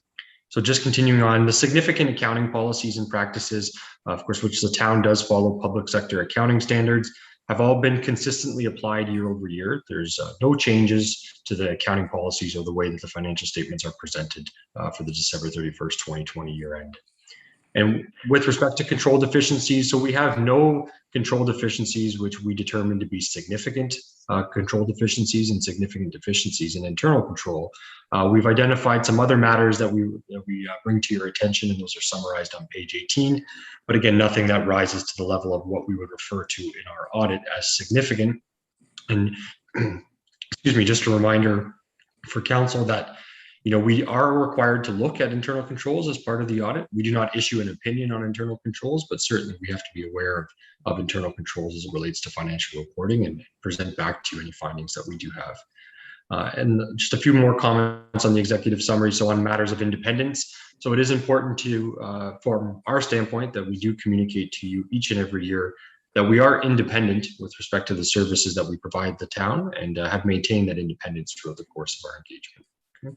And then materiality for the year ended December 31st, 2020 has been fairly consistent, set at 948,000, just up from 885,000 in the prior year. And we'll just make a comment on page 10 as we get there, just on a few more details there. Okay. If we can just move on to the next page. Great, thank you. So these next two pages, again, I mentioned briefly the COVID-19 impact on the audit. This is a little bit more in detail for you. So trusting that you've had a chance to read through this, really no significant impacts, as I've mentioned, just a number of the considerations we have to go through in the audit, from materiality, risk assessment, and as well as understanding if management's changed any processes. Sometimes we do see that in a remote setting where processes or controls have changed. But again, no significant change or impact on our audit as a result of COVID-19. Okay. And then just on the next page, which just continues on again, talking about the remote environment and how we structured our audit to make sure that the rigors and the requirements of the auditing profession and requirements were maintained despite many of our team members working remotely. And then on page 9, some information around the new auditing and accounting estimates, which is a new auditing standard, so impacted every single audit, every single accounting firm that performs audits, nothing specific to the town. So, we've certainly looked at estimates in the town's financial statements each and every year. It just required us to really, perform that with a different lens to develop and enhance some of the processes and consistencies that us as auditors face when we look at estimates. And again, no concerns or real big impacts in the audit as a result of that. Okay. If we can just move on to page 9, I apologize for a second. That's good. Hopefully you can't hear that too loud. So materiality for the year ended December 31st, 2020, 948,000. That's materiality for the financial statements as a whole. Certainly we consider that number, but we do audit to a lower number. And there's a few numbers that are on the slide. So performance materiality, for example, 711,000 for the year ended December 31st, 2020. That number is, set sufficiently lower than materiality to consider things like our aggregation risk and the fact that we don't audit 100% of the transactions. And we actually get a little lower than that at audit misstatement posting threshold. So that low number there of 47,000, that number really represents, anything over and above that we identify that is an adjustment or we consider to be an adjustment, we will absolutely raise that to management and request that they correct it. So materiality for the financial statements as a whole, and certainly we audit that to a little bit lower than just the 948,000. And then of course, you'll see the two components down there as you are considered a group audit, given the town's investment in Penn West Power. Okay. Just on to the next slide, please. Awesome, thanks. So these two risks are consistent with each and every year when we come before you with our audit findings report. These are the required risks under Canadian auditing standards. So the fraud risk from revenue recognition and fraud risk from management override of controls. As you can see, one is rebuttable and one is not. We have continued to rebut the fraud risk from revenue recognition, which is consistent amongst many of our municipal audit clients. We certainly address and look at revenue recognition, but we are able to rebut that specific risk, but no concerns either way with respect to either fraud risk from revenue recognition or the management override of controls. We have identified and make reference again to the other instance and other matter that we raised to your attention. It really was, in all intents and purposes, an isolated incident, nothing that is pervasive, nothing that's significant, and again, nothing that indicates any kind of management override of specific controls related to financial reporting. Okay. Just on the next two pages, lots of information on here, so I promise I won't read all of these bullet points, but the next two pages cover off the estimates and some of the key estimates that we look at in the town's audit. The first being post-employment benefit liability. And maybe the only comment I'll make is that we do rely on management's expert, in this case, the actuary, to provide us that calculation. We do go through the underlying data, which was important this year, as the town did receive an updated actuarial valuation for the December 31st, 2020 year end. So that's something that typically happens once every 3 years and something we work through with management, as well as assessing the actuaries' competence and skill sets and abilities for us to be able to rely on that calculation. And really overall, no concerns on this estimate. Okay. On page 13, the liability for site remediation. So, we always have great discussions with management, across the town. So it's not just finance at this point. We move into engineering and operations and make sure we're understanding any changes in potential contamination, any changes or increases that may be needed to the liability for any site remediation or site cleanup. And again, no concerns overall from an audit standpoint there. Okay. If we can just continue to move, just great, thank you. So government grants and tangible capital assets in the next several pages actually highlight some of the key areas of audit focus.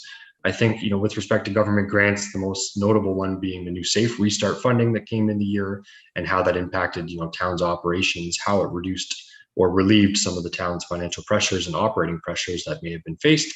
And we did work through that with management and some great discussions around the accounting and the claims that were filed under the Safe Restart funding agreement, but no significant concerns in either of these areas to report to you. Okay, if we can just move on to the next page as well, please.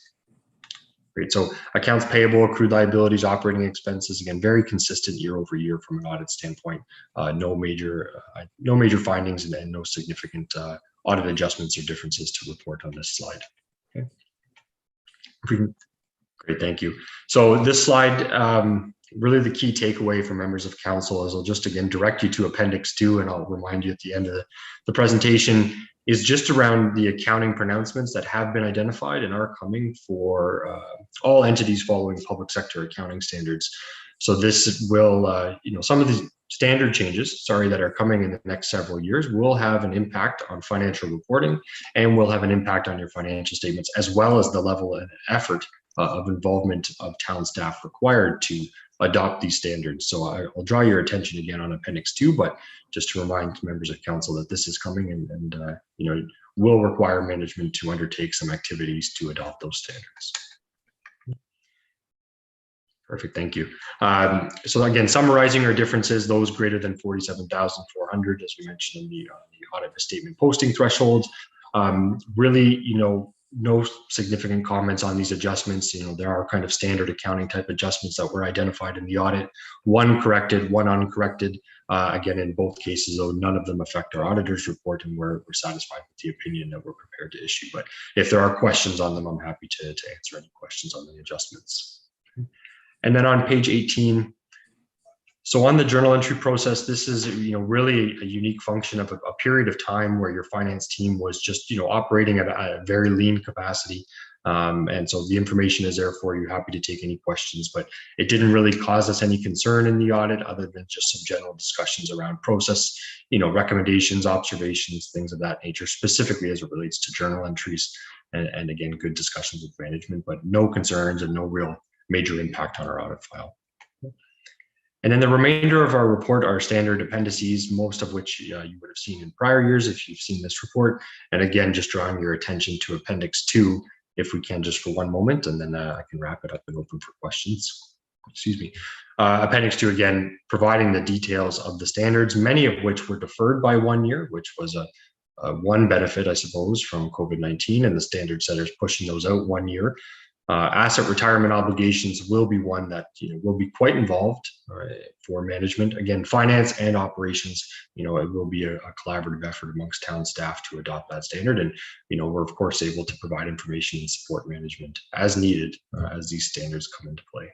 So hopefully that was helpful. If there's anything I've kind of skipped over or something you'd like me to answer, I'm happy to take questions now, or if there's questions on the financial statements as well.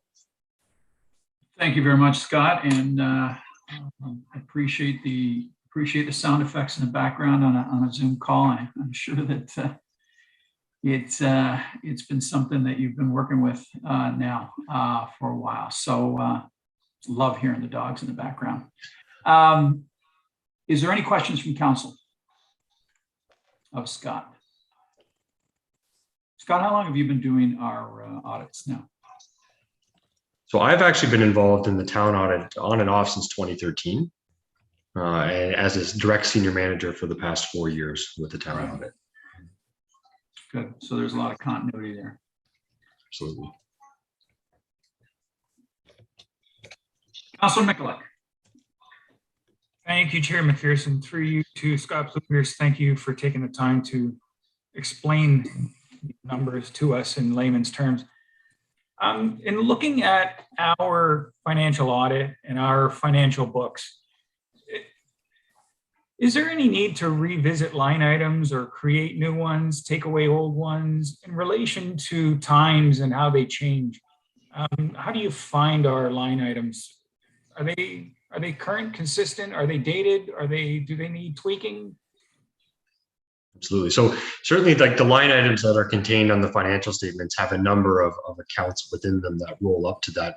They are very consistent year over year, which is actually expected from a municipal financial statement standpoint. So if you were to look at your, whether it's a comparator municipality or not, any municipality in the province of Ontario generally follows the same prescribed format, which is largely dictated by public sector accounting standards. So the line items are actually, appropriate in the sense. You can always, get a little more granular if there's certain things that you want to see on the financial statements or note disclosures. There's always options to consider that. But from a presentation standpoint, that's one of the things we have to look at in the audit. And it's very consistent, very appropriate in terms of the aggregation and the right level of detail, both within the financial statement face of the statement, so your balance sheet and your income statement, as well as the note disclosures. Hopefully that was addressed the question. Thank you, Mr. Chair. I appreciate that answer. We're talking to staff and they're always going to tell us that everything is appropriate and perfectly presented, but it's good to hear it from yourself, a third party. Thank you very much. Thank you, Councillor. Any other questions from council?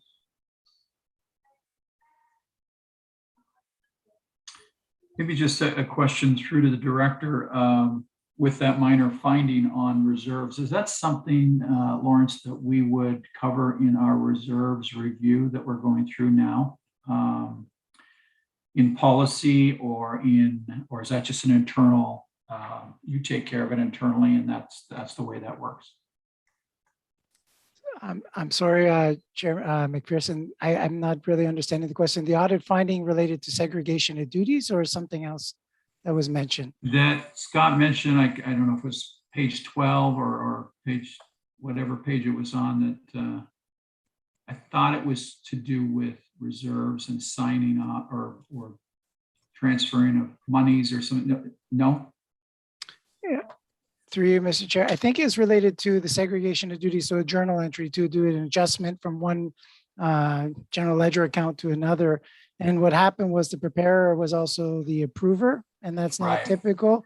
As Scott said, that was an exception rather than a finding. So it's not something that he found over and over again. I'd be more concerned with numerous findings rather than an exception. But I've already discussed a different approach with Terry, and we've come to an agreement to segregate functions within the finance area to actually create that wall or segregation more robust going forward. So we already have a plan in place to deal with a one-time exception. So I think we're comfortable with that. Very good. Very good. Thank you. There being no further discussion, I have a motion moved by Councillor Russell that council receive and file the delegation by Scott Plugers, Audit Senior Manager, KPMG, regarding the audit findings report for the year ended December 31st, 2020, and approve the consolidated audited financial statements for the fiscal year ended December 31st, 2020. I will now ask our Deputy Clerk to call out the vote. Thank you, Chair. Councillor Bernay? Yes. Councillor McPherson? Yes. Councillor Miklik? Yes. Councillor Reimer? Yes. Deputy Mayor Rajima? Yes. Councillor Russell? Yes. Councillor Timmers? Yes. Mayor Easton? Support. Thank you. That carries, Chair. Thank you. Agenda item 6.2. There are no consent agenda items this evening. Item 6.3 reports. We will now consider item 6.3.1 report FN-13-21 regarding 2021 Q2 financial report. Our Associate Director of Finance and Administration and Director of Finance Administration and Innovation will be providing a presentation regarding the report. Terry and Lawrence, please go ahead. Thank you, Chair. Just before the Director and Associate Director jump to that presentation, the CAO has his hand up. So thank you, Madam Deputy Clerk, and through you, Mr. Chair. I just wanted to acknowledge and thank Scott. Scott's going to be leaving KPMG, and hopefully I'm okay to say that, Scott. For Will be sure. leaving KPMG. He has been a consistent voice, a consistent supporter, I think, of Lincoln's, both in a very legislative way, but also in a personal way. So a huge loss for us, I think, and Scott moving on to bigger and better things. But I did want to not let the evening go by without thanking Scott, his team, for all the work they've done with us, and at times holding our hand and shepherding us through the process. Definitely, as I was a new CAO, Scott was a great, he was a great support, a great face, a great individual to have at the table to kind of take things that are complex and simplify them. Definitely for this CAO, and I would suggest, for all of council over the last number of years. So thanks, Scott, to you. Best of luck in your future position. Thank you. Mr. Chair. Thanks. It's been a pleasure, serving Lincoln from this side of the table, and I'm not going too far, just staying in Niagara, but yeah, I really appreciate those kinds words, Michael. That's great. Thank you, everyone. Thanks, Scott. Good luck to you. Thanks. Take care, everyone. So where are we now? We are now at the Q2 presentation from the Director and Associate Director of Finance. Okay, go ahead. Okay, so thank you. All right, I guess I'll lead off. So both Terry and I are happy to be here this evening and we're equally excited to provide you with this quarterly financial update. As you know, it was part of our commitment to council to provide both timely and informative financial updates. We will continue to take feedback from council on the level of detail or information you require through these reports. So if you have any suggestions going forward, please let us know. We'd be happy to update and revise the deck or the presentation accordingly. So with that, tonight, both Terry and I will walk you through our financial progress up to the end of the second quarter 2021. So that's at the end of June 30th. Next slide, please. So the purpose of tonight's presentation will provide you key financial information and present you an overview of the town's mid-year fiscal health or position. We will discuss any savings or financial pressures we are tracking or aware of. And finally, we will close this presentation out with any additional points and or next steps as it relates to this presentation. Next, please. So as I mentioned, this is the financial update for the period ending June 30th, 2021.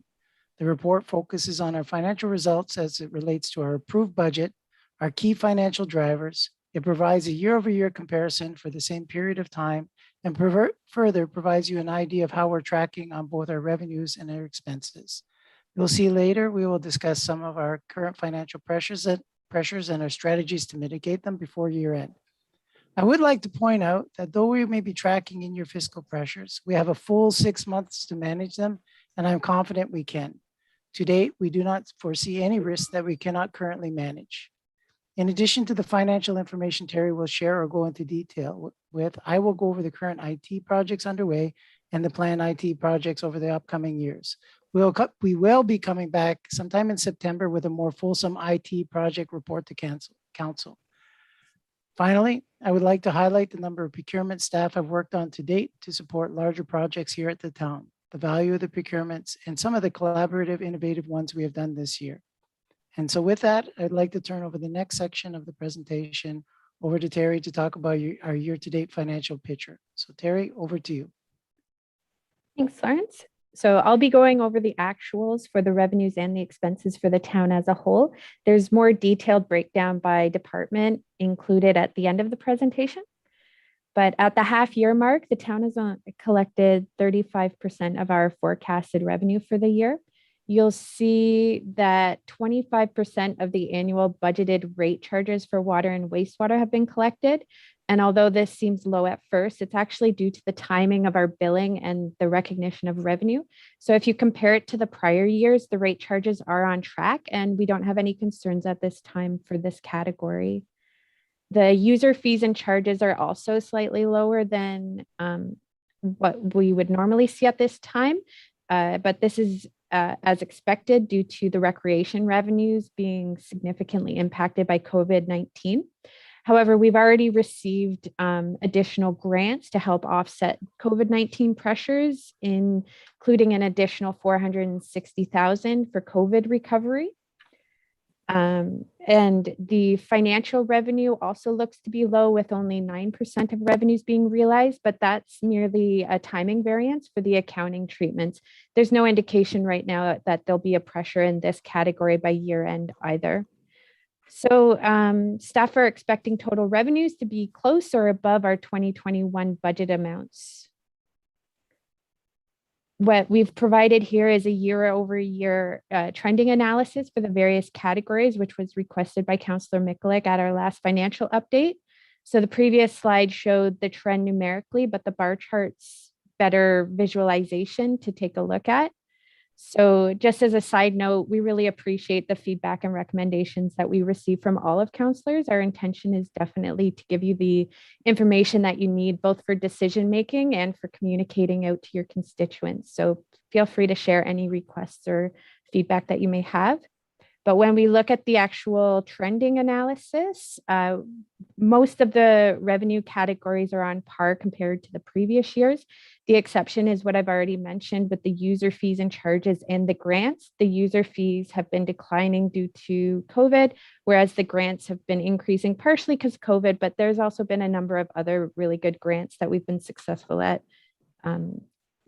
getting.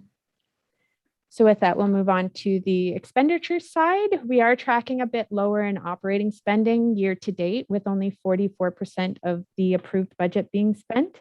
On the compensation line, although the amount appears to be increasing, the percent that's been spent is on par with the prior years. Our 2019 Q2 was 46.8% spent.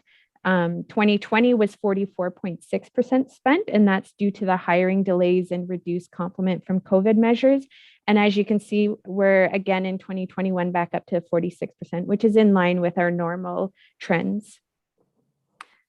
With the operating services and supplies line, as well as the administrative sign, it's seemingly under and overspent in those lines, but it's also merely related to the timing of payments relative to the type of expense.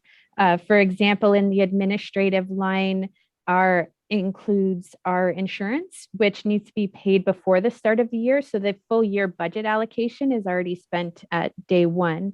Whereas when we take a look at operational services and supplies, a lot of that has to do with construction and contract work, usually done over the summer or in the fall.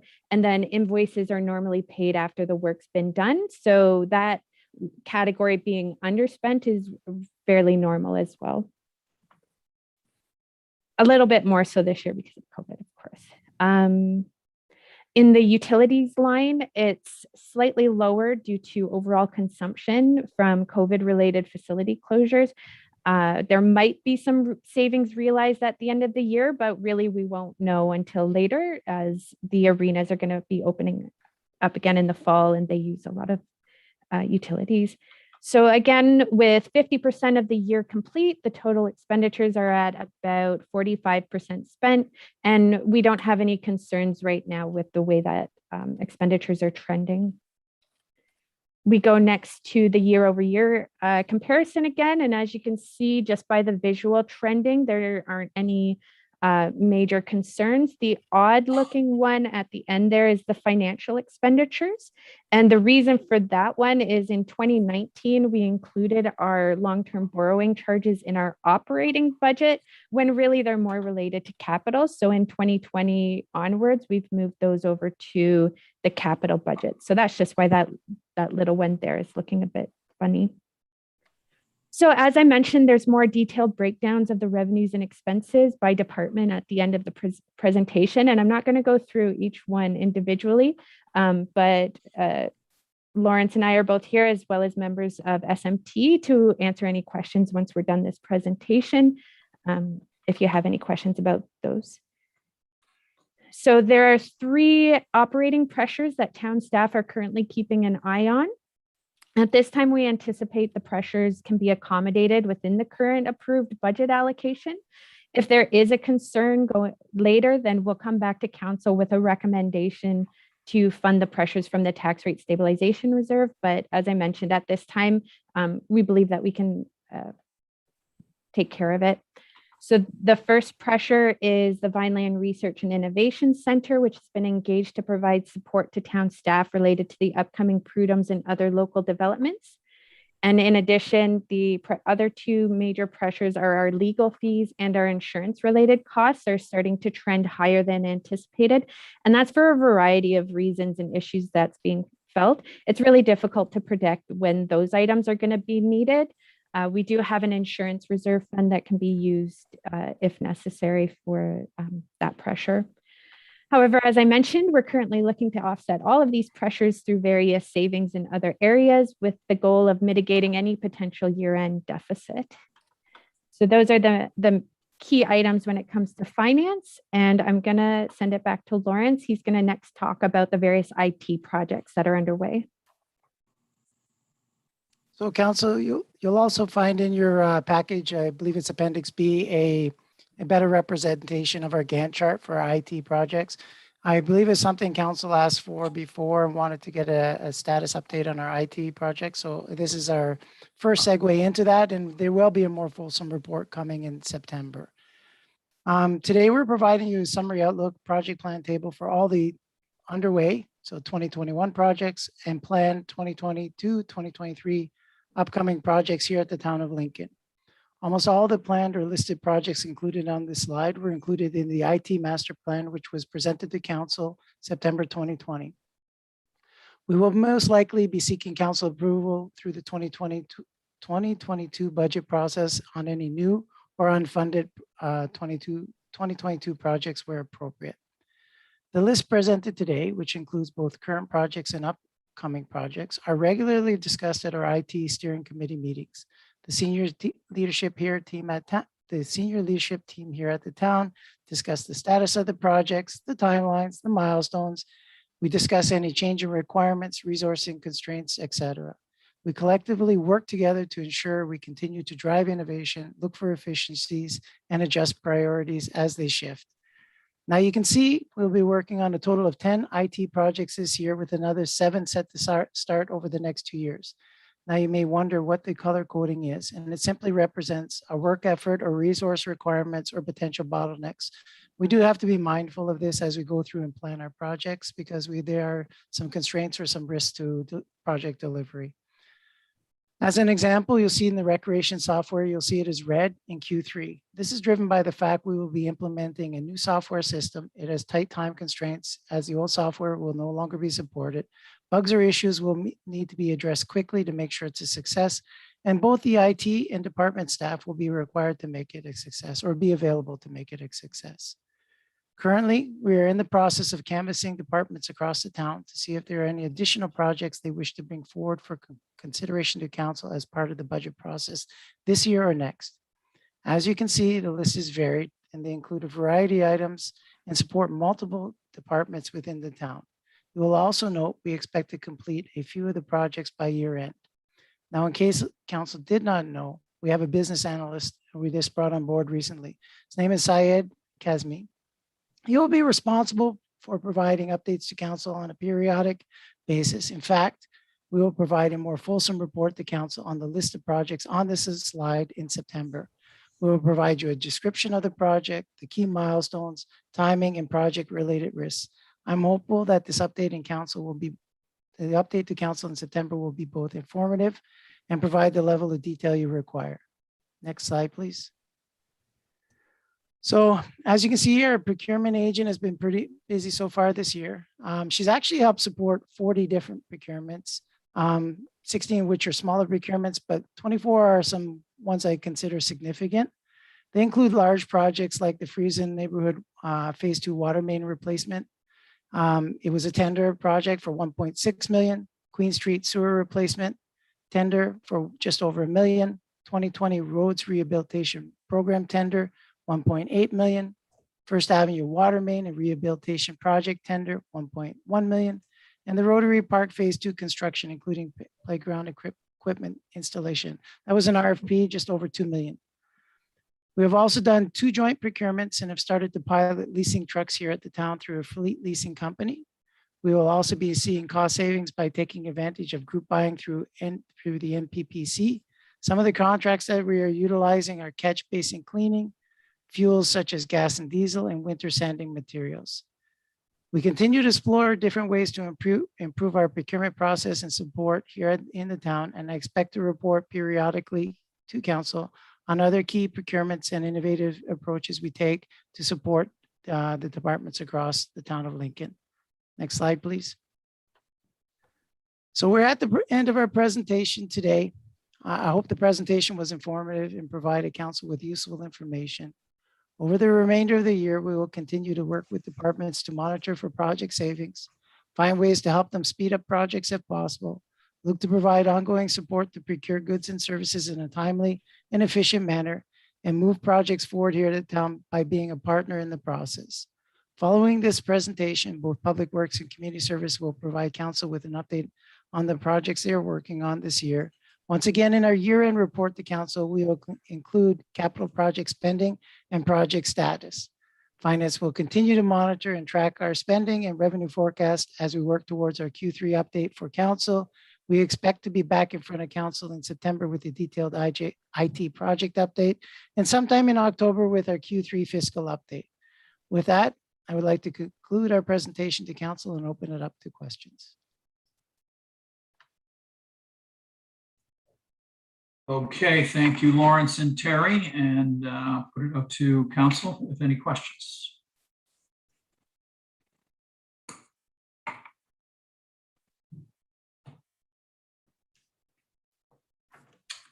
Councillor Mikulik, go ahead.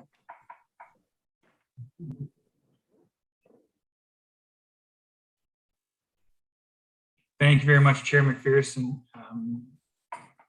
Through you to Mr. Wagner and Ms. Troala, thank you very much for that presentation. Very detailed, very informed. It's good to know how we're doing at a regular basis so that there's no surprises at the end of the year. Question I have with regards to the budget pressures and VRIC.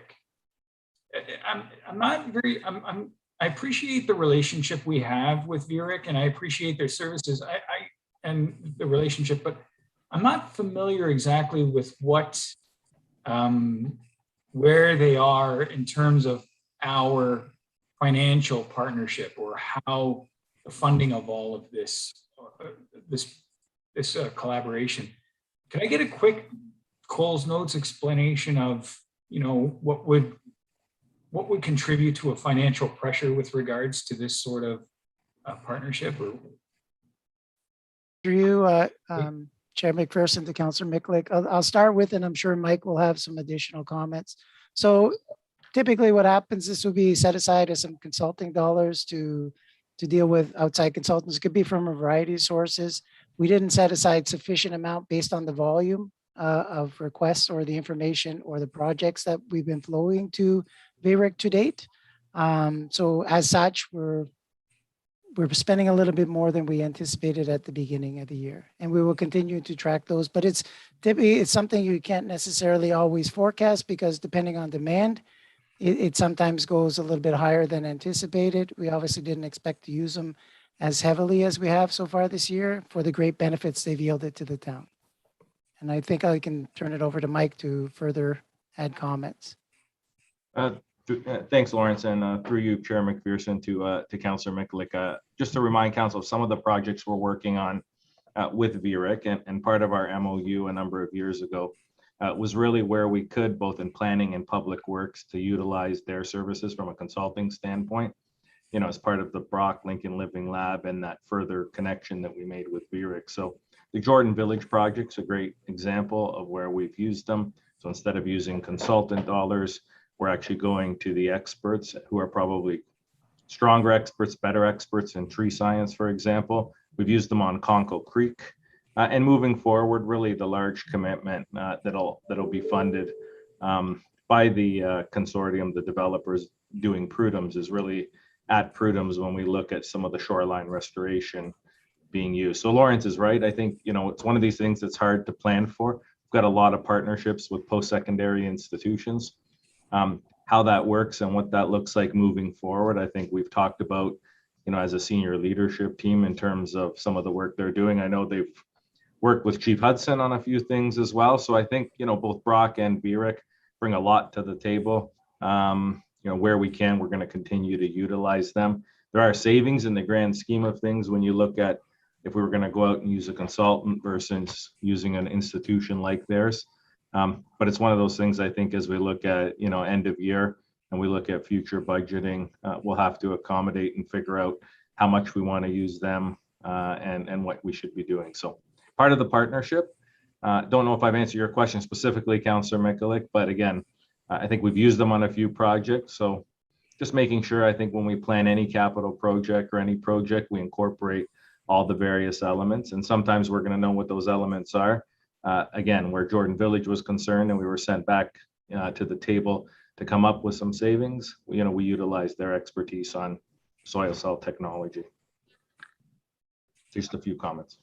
Thank you very much. No, I appreciate that answer. Just for clarification from my part,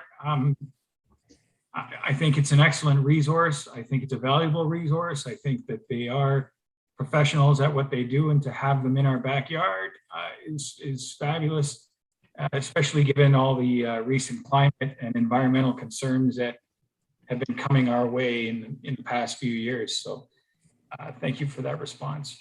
If I may, through you, Chair, I have another question. Sure. Yep.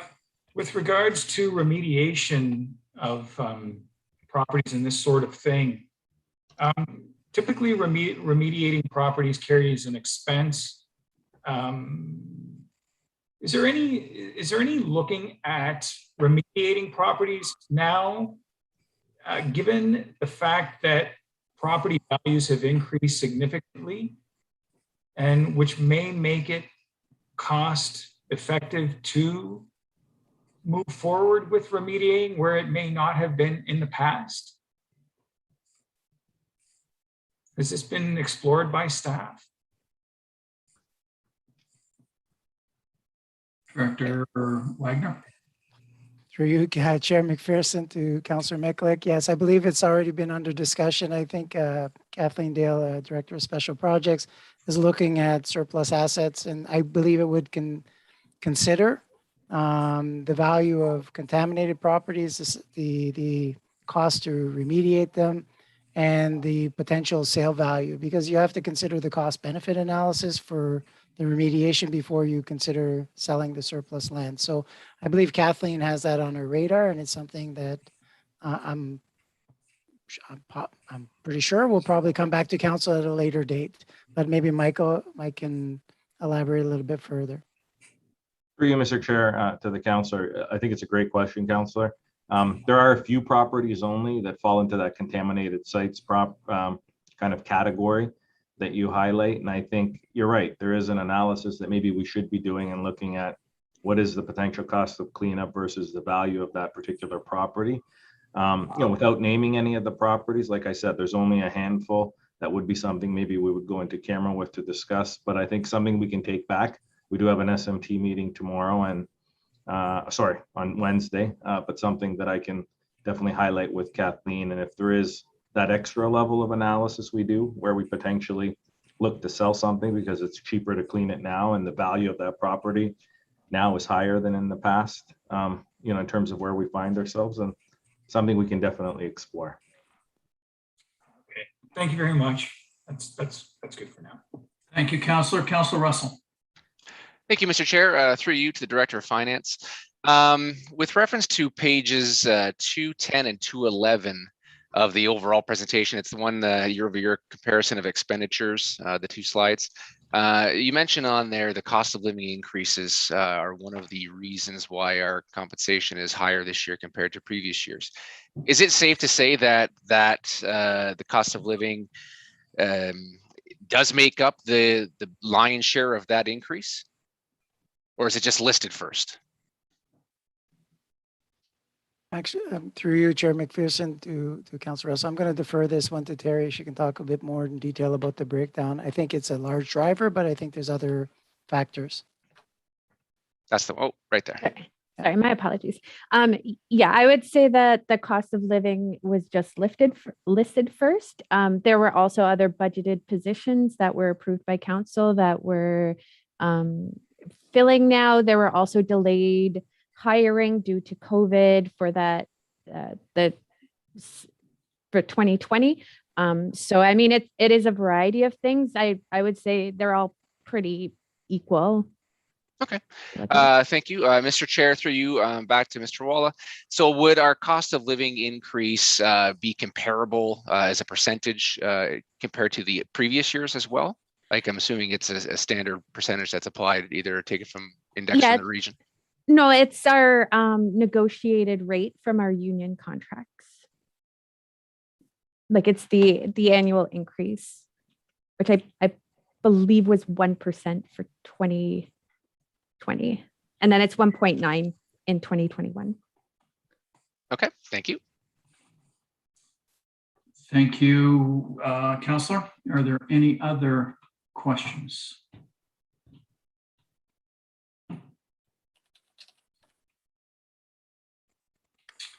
Seeing none,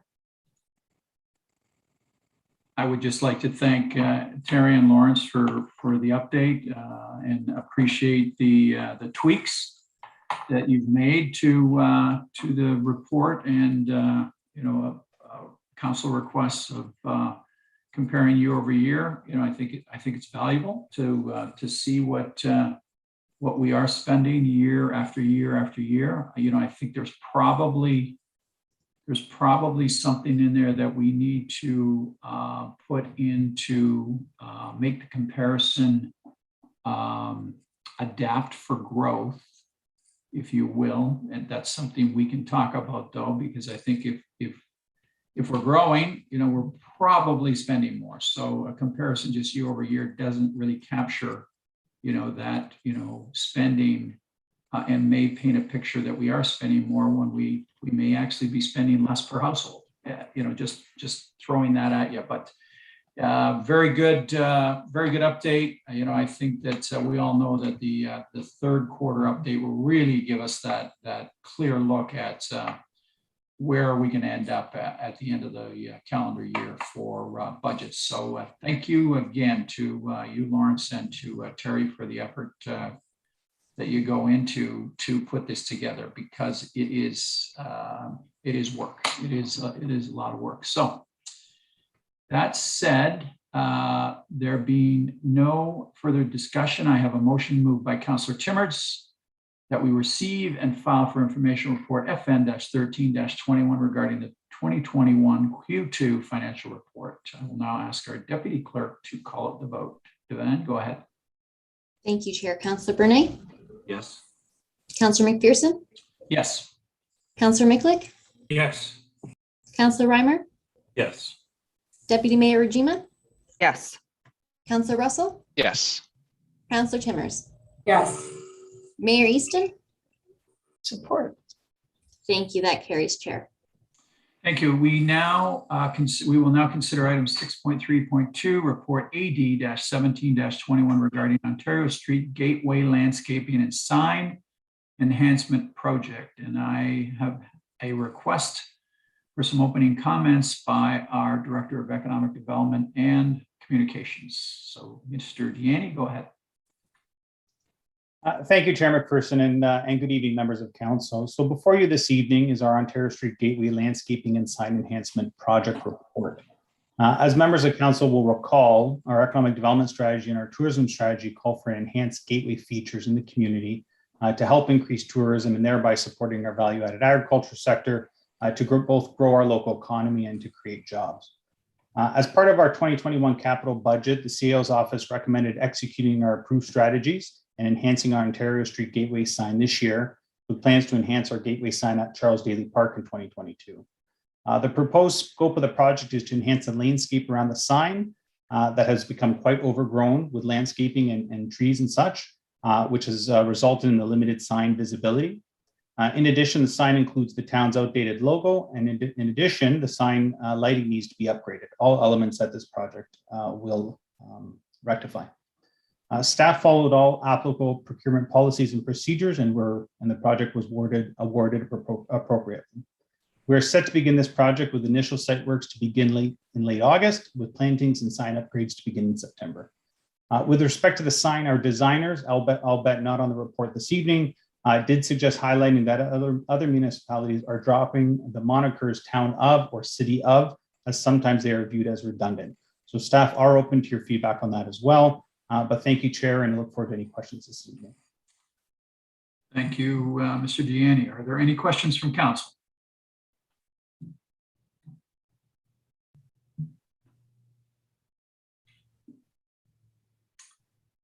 Seeing none, I like all of what I'm seeing there, especially when you look at the landscaping and the lighting. I think that will be key to really bringing out that sign for those that are traveling along the QEW. The change to our current colors is nice too, but I think that those two elements will really enhance that sign and really make it pop. So thank you, Mr. Gianni. There being no further discussion, I have a motion moved by Councillor Michalek that report AD-17-21 regarding the Ontario Street Gateway Landscaping and Sign Enhancement Project at the Beamsville Interchange be received for information, and that council approve the new design for the Queen Elizabeth Way QEW Gateway sign at the Beamsville Interchange. I will now ask our Deputy Clerk to call out the vote. Devan, please go ahead. Thank you, Chair. I did see Mayor Easton's hand pop up. Oh, okay.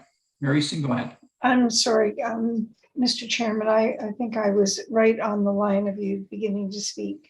Mr. Chairman, the only comment that I would make, I think that what's happening here is really very, very, very good. And it's certainly going to refresh the whole look, you know, as people come into the town. I don't have any objection to the town of being removed overall. Just would like to, however, I would like to put on the table that it's not common, but common enough for people to confuse the town of Lincoln and the township of West Lincoln. And I don't know whether that's a concern of councillors or not. Certainly has been an issue. I would say in the last year to year and a half. I don't know whether that's a concern at all. I can live with either one. I'm just putting it on the table as another thought. Thank you very much, Mr. Chairman. Thank you, Madam Mayor. Is there any comments to the mayor's comments from council? Any follow-up comments to her thoughts there or putting it on the table?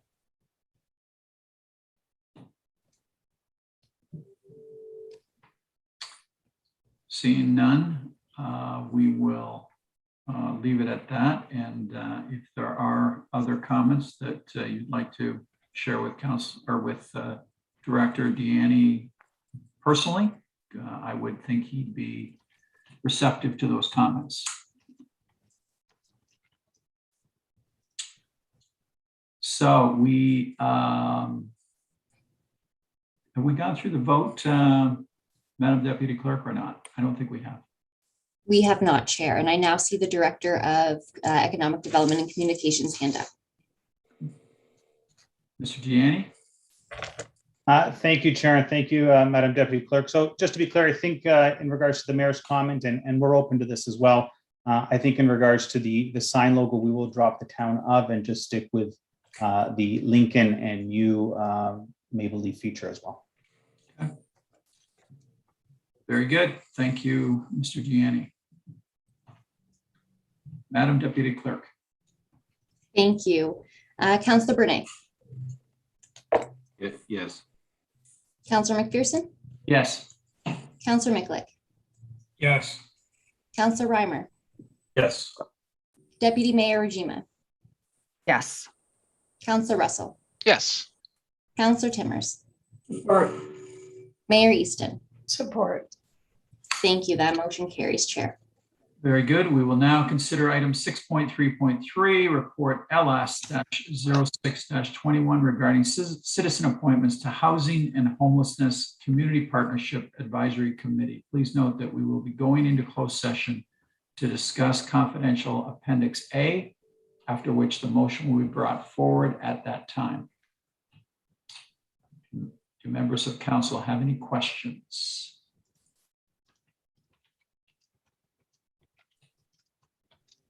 Seeing none, Madam Deputy.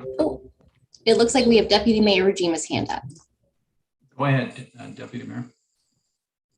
Thank you, Mr. Chair. I wanted to comment about the interview process that we had as chair of the Housing Task Force and the upcoming soon to be established Housing and Homelessness Community Partnership Advisory Committee. We had a really strong system in place, established and coordinated and rolled out by the Clerk's Department. All members of the task force, including the Manager of Special Projects and former Director of Planning, Kathleen Dale, took part in the interviews overall. The slate of candidates was extremely strong, and we all felt in our discussions that the slate of candidates overall really filled the majority of the categories that we had in mind in terms of skills, both soft and hard skills, education, experience, interest, and passion. In the end, we were really happy to have been able to make the choices that we made, and it was unanimous. And also unanimous was that we felt sorry not to have been able to select all of the very enthusiastic applicants. I want to thank everyone involved and take the time to share the thoughts on behalf of the interview team that we can feel confident that we have a very strong Housing and Homelessness Community Partnership Advisory Committee coming forward. Thank you. Very good. Thank you, Deputy Mayor, Madam Deputy Mayor. So Deputy Clerk, Madam Deputy Clerk, do we now go into closed session? Can you take No, Chair, we will go into closed session after Community Services and Infrastructure agenda. Okay. All right. So there being no additional reports to consider for General Business and Finance Committee agenda, we now concluded that portion of the agenda. We will now rotate to allow Councillor and Vice Chair Greg Reimer to assume the chair at this time for the Community Services and Infrastructure Development Committee agenda. Thank you, Chair McPherson. We'll jump right into our agenda for this evening. 7.1 delegations. There are no registered delegations this evening for Community Services and Infrastructure. 7.2 consent agenda. We are now considering item 7.2, the consent agenda, inclusive of item 7.2.1, age-friendly citizen advisory committee minutes of June 3rd, 2021. Item 7.2.2, museum citizen advisory committee minutes of June 17th, 2021. Would any member of council like to remove this item from the consent agenda to discuss?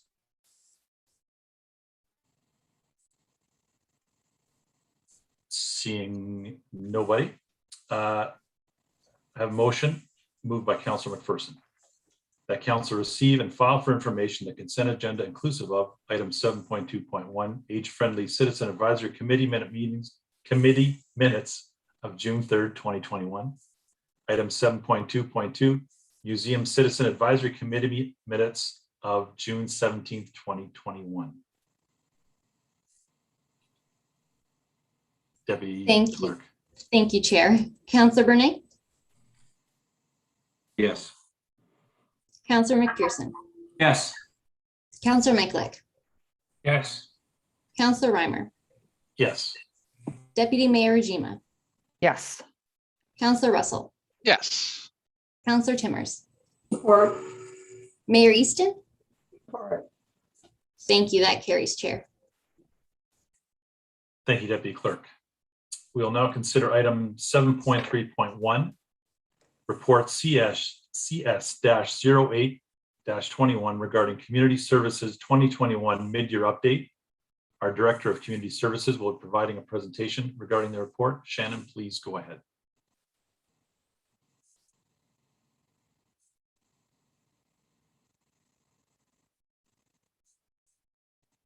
Do we have Shannon? Shannon, you're on mute. Sorry, I'm talking. Nobody can hear me. Thank you, There- Chair Reimer. I'm going to switch my screen. Can you see my screen? It's no. We can't see anything yet, Shannon. We can see you, Shannon. Okay, so I'm sharing, but it's not. I may have to ask you to pull it up. No problem. I'll do that right now. Okay. Just let me know when you want me to advance slides. Yeah. Thank you. All right, so I'm very pleased to be with you all this evening and provide this update as the report before you suggests we're going to be highlighting many of the areas in the department, a mid-year update taking us from January 1st to the end of June, talking about our programs and service accomplishments, our seasonal operations, our corporate and social infrastructure, capital updates, some revenue diversification, industry advancement, and testimonials, which I think are absolutely fantastic from our community. So I'm just setting my timer so I don't go over my 10 minutes as I promised the deputy clerk. Next slide, please. So regardless of what department we're in or what we do, what role we have, this is absolutely what guides all of us here at the town. And I love that communications has married both the community vision with the council priorities. And as we go through this presentation, you'll see how we've interweaved them within the presentation. Next slide, please. So core functions and responsibilities. It's a very diverse group. It's a very diverse group of programs and services, of portfolios with a wide variety of expertise, experience, education, and I think that's what makes the department so great. So next slide, please. Closer to what we do in community services, we have some guiding documents that we align to in our services.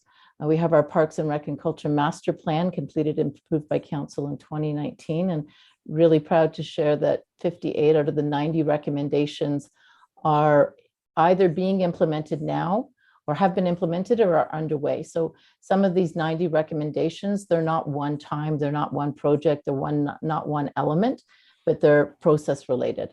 So they're processes that we've started and we're continuing. We align to the council priorities, and we actually completed a team exercise to review each of the objectives and align our own departmental work and initiatives. And you'll see some very cool digital assets that our friends in communications had prepared for us to show what we do, to show our community assets and how they align to those strategic priorities. And then we have organizations like the Canadian Parks and Recreation Association and the Framework for Recreation Canada, on which our own master plan was heavily based. Next slide, please. So this is one of those digital assets that I was talking about, where we've showed you how council's priority of a welcoming community ties to the amenities that we have in this community and ties to some of the metrics. And some of these metrics are actually year to date for 2020. So because we had a full year and despite the fact, and even though that we were going through a pandemic, we still had 3,476 hours of play at our two arenas.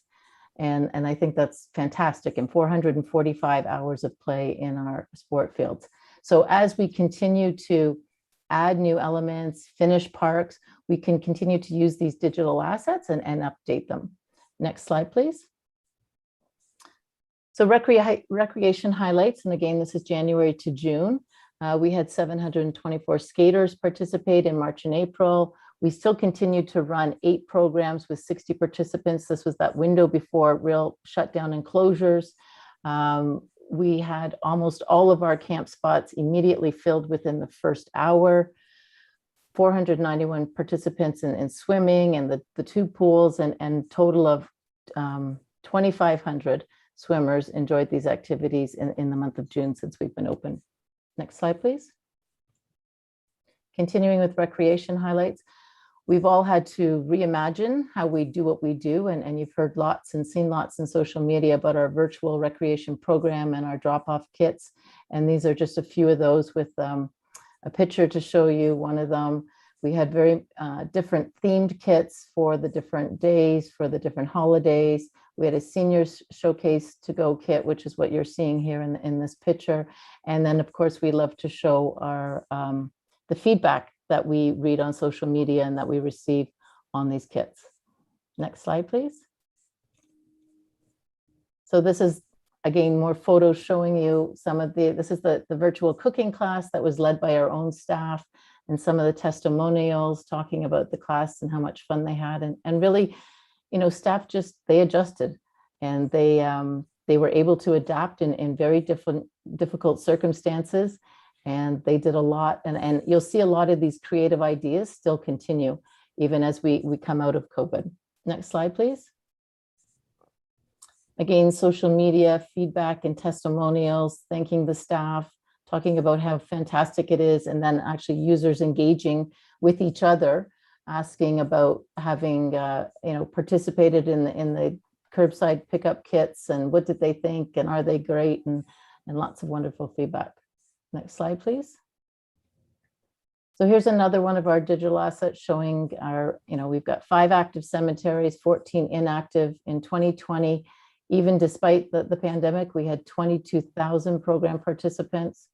We have over 280 seniors club participants. We still did workshops. Our social media follows continue to increase. Those were the active objects in the museum collection, and then accessions completed in 2020. Next slide. So as many of you will know, because you've participated, we've done a number of special events in a very different way. Drive-throughs, cleanups where the cleanup campaigns where families could come in and pick up their kits and then go out and participate. The online Winter Adventure Goose Chase Challenge, where we had 92 missions shared and over 800 missions completed. And then the Ashby Park Bicycle Playground Review Team, where we actually had the engagement of 45 youth who reviewed the design and offered their opinions and feedback. So even though we've been doing things virtually, even though we haven't been able to meet in our facilities, we are still very much connecting with our community. Next slide, please. More participant feedback and testimonials. We'll go on to the next one.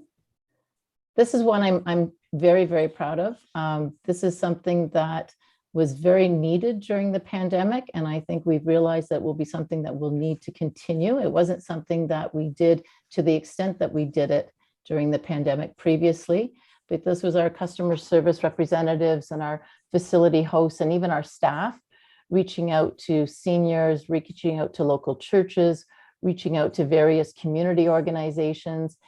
Staff also made over 500 calls to the community support services of Niagara. And then there's some of our metrics for year-to-date emails, visitors to town hall, and calls to town hall. So we do track all of that. We track it on a daily basis, a weekly basis, a monthly basis. We know where what people are asking for when they're calling, and we're constantly working with the business units to make sure that we're responding appropriately. Next slide, please. Lincoln Museum and Cultural Center. Council had a wonderful tour a couple of weeks ago. So these are the stats on what you actually got to see, almost everything you got to see. And I'm very pleased to share that this past weekend, when we opened our doors to the public, we had over 100 visitors, almost a 50-50 split between the 2 days, and just very excited people, wonderful compliments. We saw the team today and they were all smiles and very happy to be in their new home and really seeing the visitors in the space. Next slide, please. Another one of our digital assets showing the relationship to a vibrant community, the commemorative donations that we do, the total acres of parks and open spaces, banners.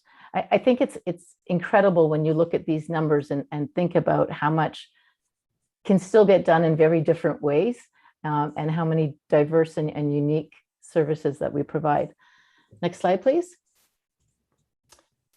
Public and open space operational highlights. So these are just some of the things that operationally we took on. They weren't as major as some of the capital projects. And you'll recall that we did the pathways to both the splash pads at Hillary Bald and Jordan Lyons Park, and I've just received great feedback on that. And then a wonderful resident testimonial about Charles Daly Park and how good it's looking. Next slide, please. Again, some stats on our spring plantings and our tree plantings, perennials, annuals, trees, the self-watering ground planters, the 200 self-watering, which we took on as part of a capital project approved by council. And important to note that these sites are now all being watered by town staff with the new 300-gallon water trailer. And then we're also participating, council was given an update a few weeks back about the Greenbelt Foundation, the Municipal Natural Assets Initiative, which we kicked off in July. Next slide, please. So capital projects, we had 7 new capital projects approved in 2021. All are underway, some are actually completed. And then we have obviously projects like the Lincoln Museum and Ashby and Rotary, which started last year, but have still continued and are tracking to be on schedule per the dates. Next slide, please. One of the projects we did want to highlight was the cemetery restoration project.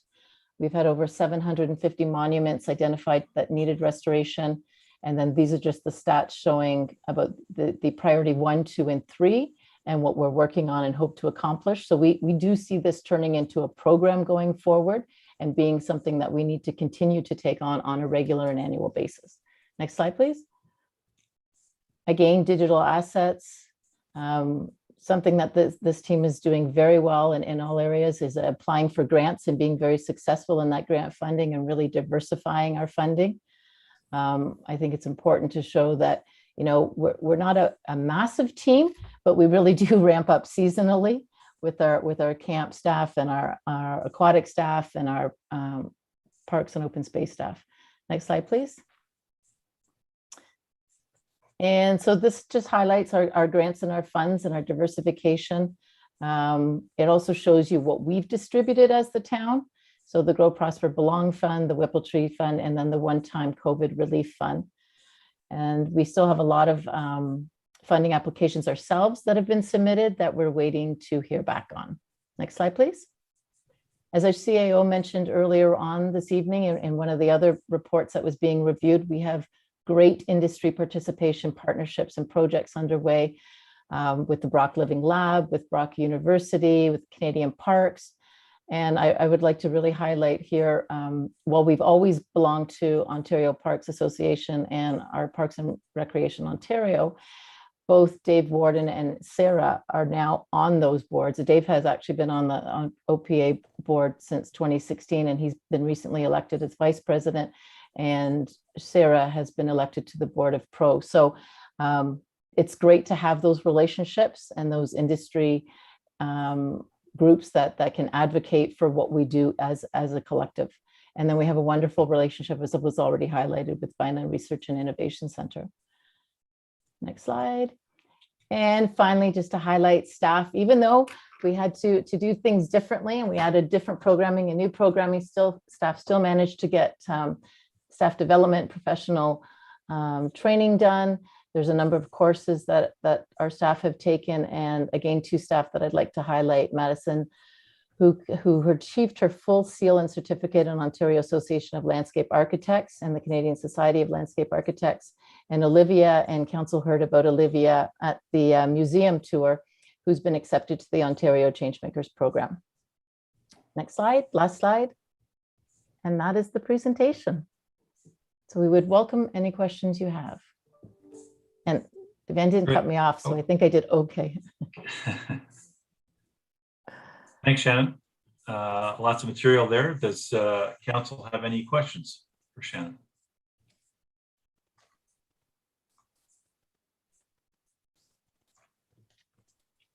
I see Councillor Timmers. Thank Go you, ahead. Chair Reimer. Shannon, I don't have any specific questions, but I didn't want this report to go by without some kind of comment. Just a fabulous report, sorry, and just very, very impressed with all the work that's been happening in that department, and to the team, just so many great things coming out of there. And I'm just so impressed and very proud of all the work that's happening. Thank you. Thank you, Councillor. Thank you, Councillor Timmers. Councillor Mikulak, go ahead. Thank you, Chair Reimer. Through you to Shannon, Director McKay. Thank you very much for that report. Very exciting. I can sense the enthusiasm, you know, in your delivery with that report and your pride with your staff that's working under you, under your guidance. Question I have regarding Charles Daly Park. Charles Daly Park has been subject to closures recently, and other beaches as well. It's not just Charles Daly Park. Does staff look at, from an environmental perspective, what is causing these sorts of, you know, high levels of E. coli or whatever the contamination is that is resulting in the park closures? Is there anything we can do from a technical or an environmental perspective to look at what can be done, if anything can be done? Through you, Chair Reimer, to the councillor, it's a good question.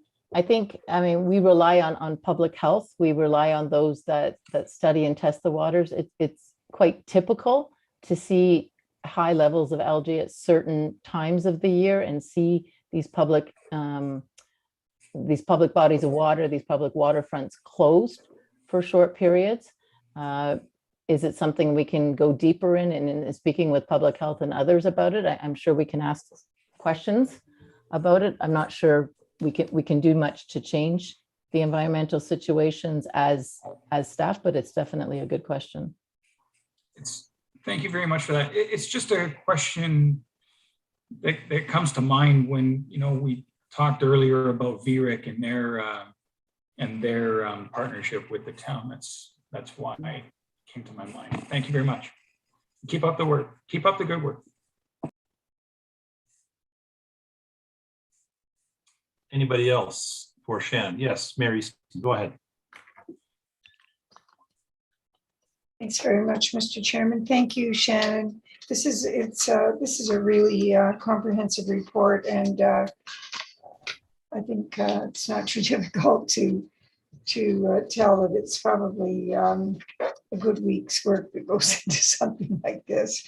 But it's good to see the attention that's being paid to a lot of detail, and I think the cemetery restoration project is really an excellent example of that. That was really a legacy issue within the town, and I'm pleased that it's finally been able to find its way close to the top now in terms of an ongoing program for consideration.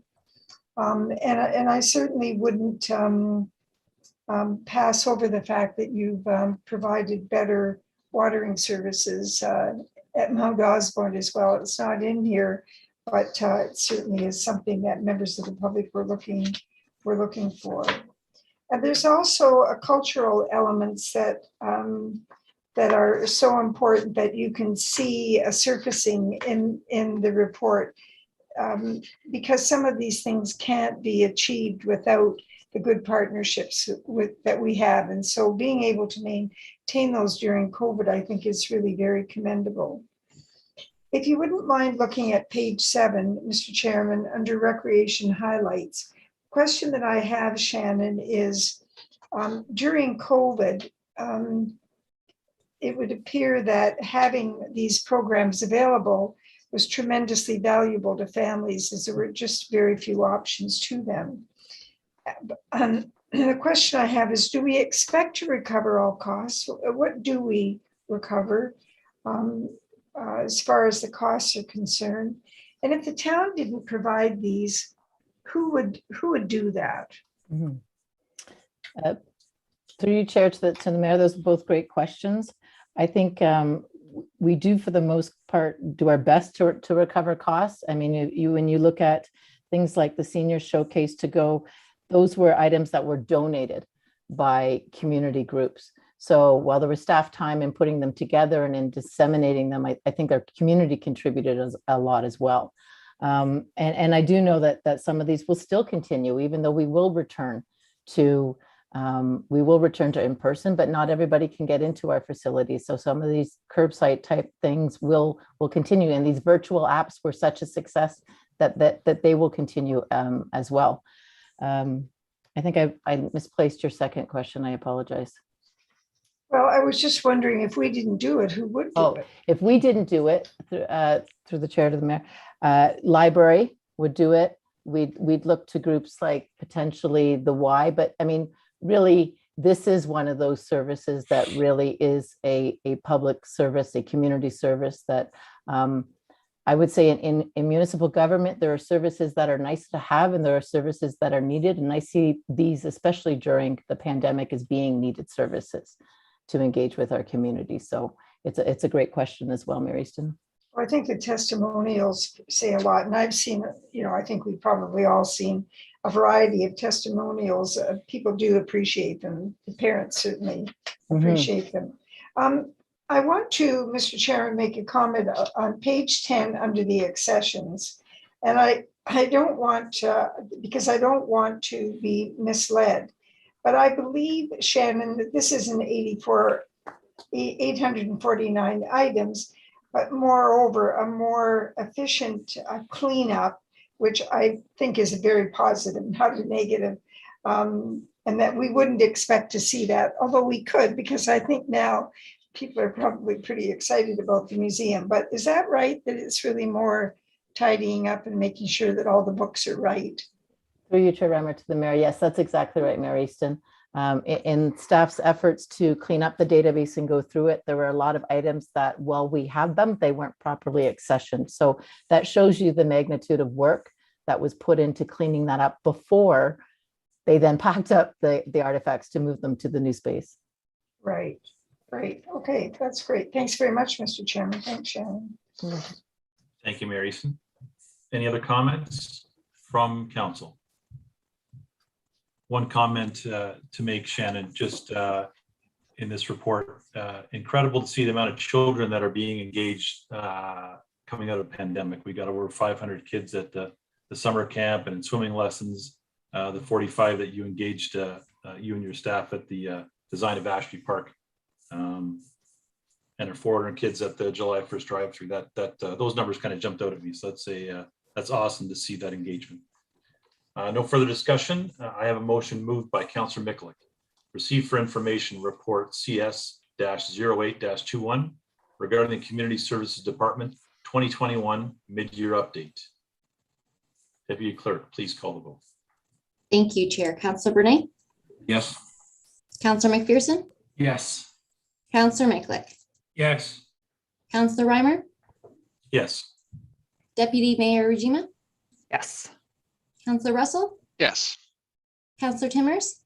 Support. Mayor Easton? Support. Thank you. That carries. Thank you, Deputy Clerk. We will now consider item 7.3.2, report PW-22-21 regarding Public Works project update Q2 2021. Our Director of Public Works will be providing a presentation regarding the report. David, please go ahead.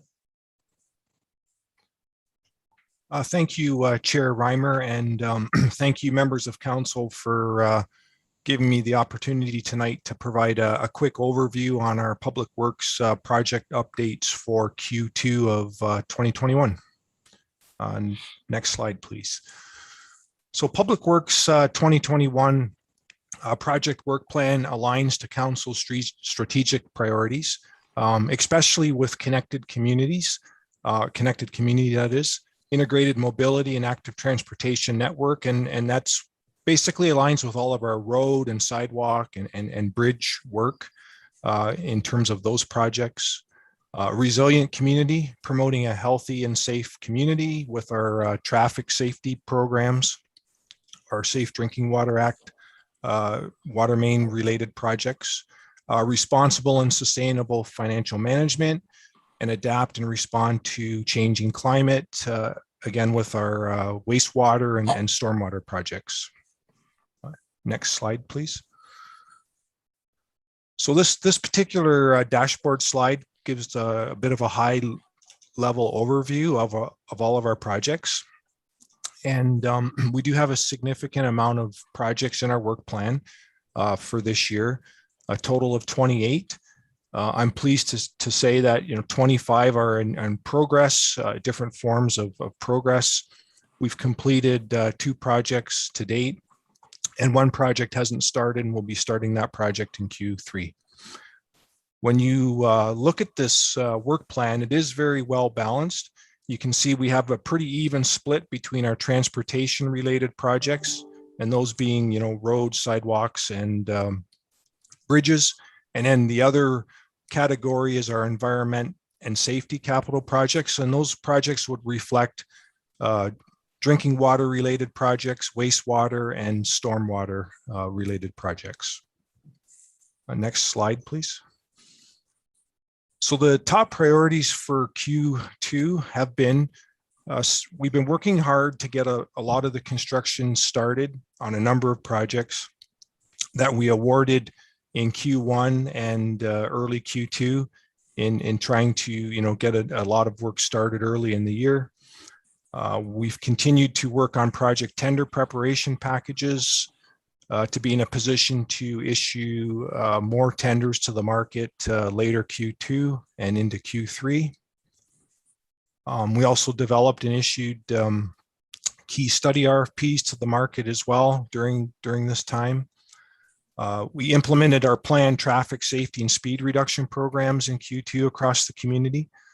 And we've been improving resident communication and engagement this year with all of our key projects using the new Speak Up Lincoln platform. And I'd like to thank the communications team for all their support that they've provided to the Public Works Department on this. Next slide, please. So in our transportation project category for Q2, some key highlights. The Jordan Village Improvement Project, been making good progress on that. Resident business engagement has been underway. We completed the contractor pre-qualification process, finalized the design and tender package, and the tender package has been issued to the market and it's currently out for bidding. Rittenhouse Road culvert upgrade, Prudham's Creek erosion and flood control stormwater outlet EA. The EA study was successfully completed in Q2. Our Beansville truck bypass implementation study has been progressing well as well through the Q2 period. Next slide, please. Also looking at our transportation projects, the road resurfacing and rehabilitation program, we've awarded that tender and that construction is well on its way. In terms of bridges, our Glass Avenue Bridge replacement project, again, that tender was awarded, construction has started. And King Street sidewalk replacement in Beansville from Hillview Drive towards Lincoln Avenue, that project has been completed. Next slide, please. So when we look at our environment and safety related projects, some key highlights to note. Active construction projects have been progressing well and on schedule. Our Queen Street sewer upgrade project and our Frisian neighborhood phase 2 water main and road resurfacing project. And as well, Conkle Creek naturalization phase 2, the construction activity has been underway as well. Also looking at our shoreline and some very key studies that are happening. So the very large Lakeshore Roads EA study, so that is all of the Lakeshore roads west of Martin Road north, heading west towards Beansville. That large project has been initiated. And then going the other direction, Lakeshore Roads east, from Martin Road north to Verity Lane. That EA study, the town held a PIC on June 23rd for that project. So a quick outlook for the next quarter. We're going to continue to focus on our construction tenders, the Jordan Village Improvement Project, Rittenhouse Road reconstruction, Prudham's water main upgrade.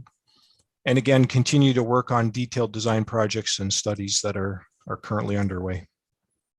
Next slide, please. So that's the end of my presentation, and thank you. And I'm here to answer any questions anyone may have on the Q2 update report.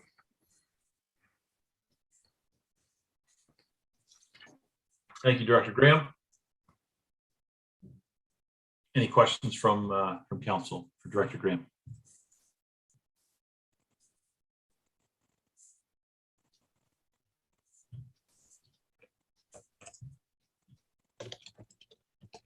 Seeing none at all.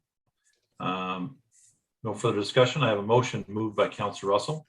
Receive for information report PW-22-21 regarding the Public Works Project Update Q2 2021. I'll now ask our Deputy Clerk to call the vote. Thank you, Chair. Councillor Bernay? Yes. Thank you, Councillor McPherson. Yes. Councillor Miklik? Yes. Councillor Reimer? Yes. Councillor Rajima? Yes. Councillor Russell? Yes. Councillor Timmers? Support. Mayor Easton? Yes, support. Thank you. That carries, Thank you. Chair. Thank you, Deputy Clerk. As for number 8 on confidential items on our agenda, I've been informed I'll be turning over the chair to our GBF Chair, Councillor McPherson. Take it away, Councillor McPherson. Thank you, Mr. Vice Chair. We get to that section of the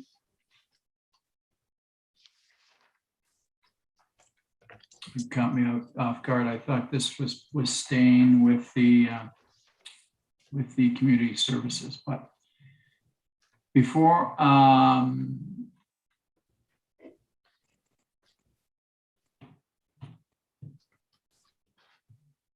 Madam Deputy Clerk, so are we on item 8? You are at the top of page 27. Right. So we will now consider item 8.1, motion to consider confidential items. Before I read the motion to move into closed, I would like to explain what will happen for those watching this electronic meeting. First, there will be a closed session statement that the Deputy Clerk will go through for all of council and staff that will be attending the closed session. Once that is completed, we will move on with the motion to move into closed session. The Deputy Clerk will be turning off the live webcast during the closed portion of the meeting. Once we have completed the closed portion of the meeting, we will resume with the live webcast and carry on with the public portion of the meeting, and we'll read the motions in public session. We'll ask the Deputy Clerk to conduct the closed session statement for all the councilors and others attending the closed session. Thank you, Chair McPherson. Good evening, everyone. Before we begin the closed session, all members are reminded that any discussions in closed are to remain confidential as per our procedural bylaw and our code of conduct for the Council of the Town of Lincoln. I need each member that is attending electronically to confirm the following: that you understand that matters are to remain confidential, and confirm no one else is present with you, and confirm no one else can hear this closed session, and confirm that you are not using any electronic devices other than your tablet, computer, telephone for the video conferencing, and confirm that you are not recording this portion of the meeting. If you acknowledge all of the above, please reply with "I understand" and confirm to all of these statements as I read your name out loud. Mayor Easton? I can understand and confirm to all of the statements. Oh, Thank you. Deputy Mayor Rajima? cool. I understand and confirm to all the statements. Thank you. Councillor Russell? I understand and confirm to all of the statements. Councillor Bernay? I understand and confirm to all the statements. Councillor McPherson? I understand and confirm to all of the statements. Councillor Miklik? I understand and confirm to all of the statements. Councillor Timmers? I understand and confirm to all of the statements. Councillor Reimer? I understand and confirm to all the statements. Thank you. CAO Mike Krapopoulos? I understand and confirm to all of the statements. Thank you. Director of Planning and Development Matt Bruder? I understand and confirm to all of the statements. Thank you. Director of Legislative Services and Town Clerk Julie Kirklos. I understand and confirm to all of the statements. Thank you. And as Deputy Clerk, I understand and confirm to all of the statements. Thank you. I have a motion moved by Councillor Timmers that under section 239 of the Municipal Act, notice is hereby given that council adjourn to closed session in order to address item 8.1 as follows. Item 8.1 pursuant to section 239(2)(b), personal matters about an unidentifiable individual, including municipal or local board employees as it pertains to confidential appendix A to item 6.3.3. I will now ask Deputy Clerk to call out the vote. Thank you, Chair. Councillor Bernay, Yes. Councillor McPherson, Yes. Councillor Mickwik, Yes. Councillor Reimer, Yes. Deputy Mayor Rajima, Yes. Councillor Russell, Yes. Councillor Timmers, Yes. Mayor Easton. Yes. Thank you. That carries. Madam Deputy Clerk, please proceed with the technical requirements to move into closed session.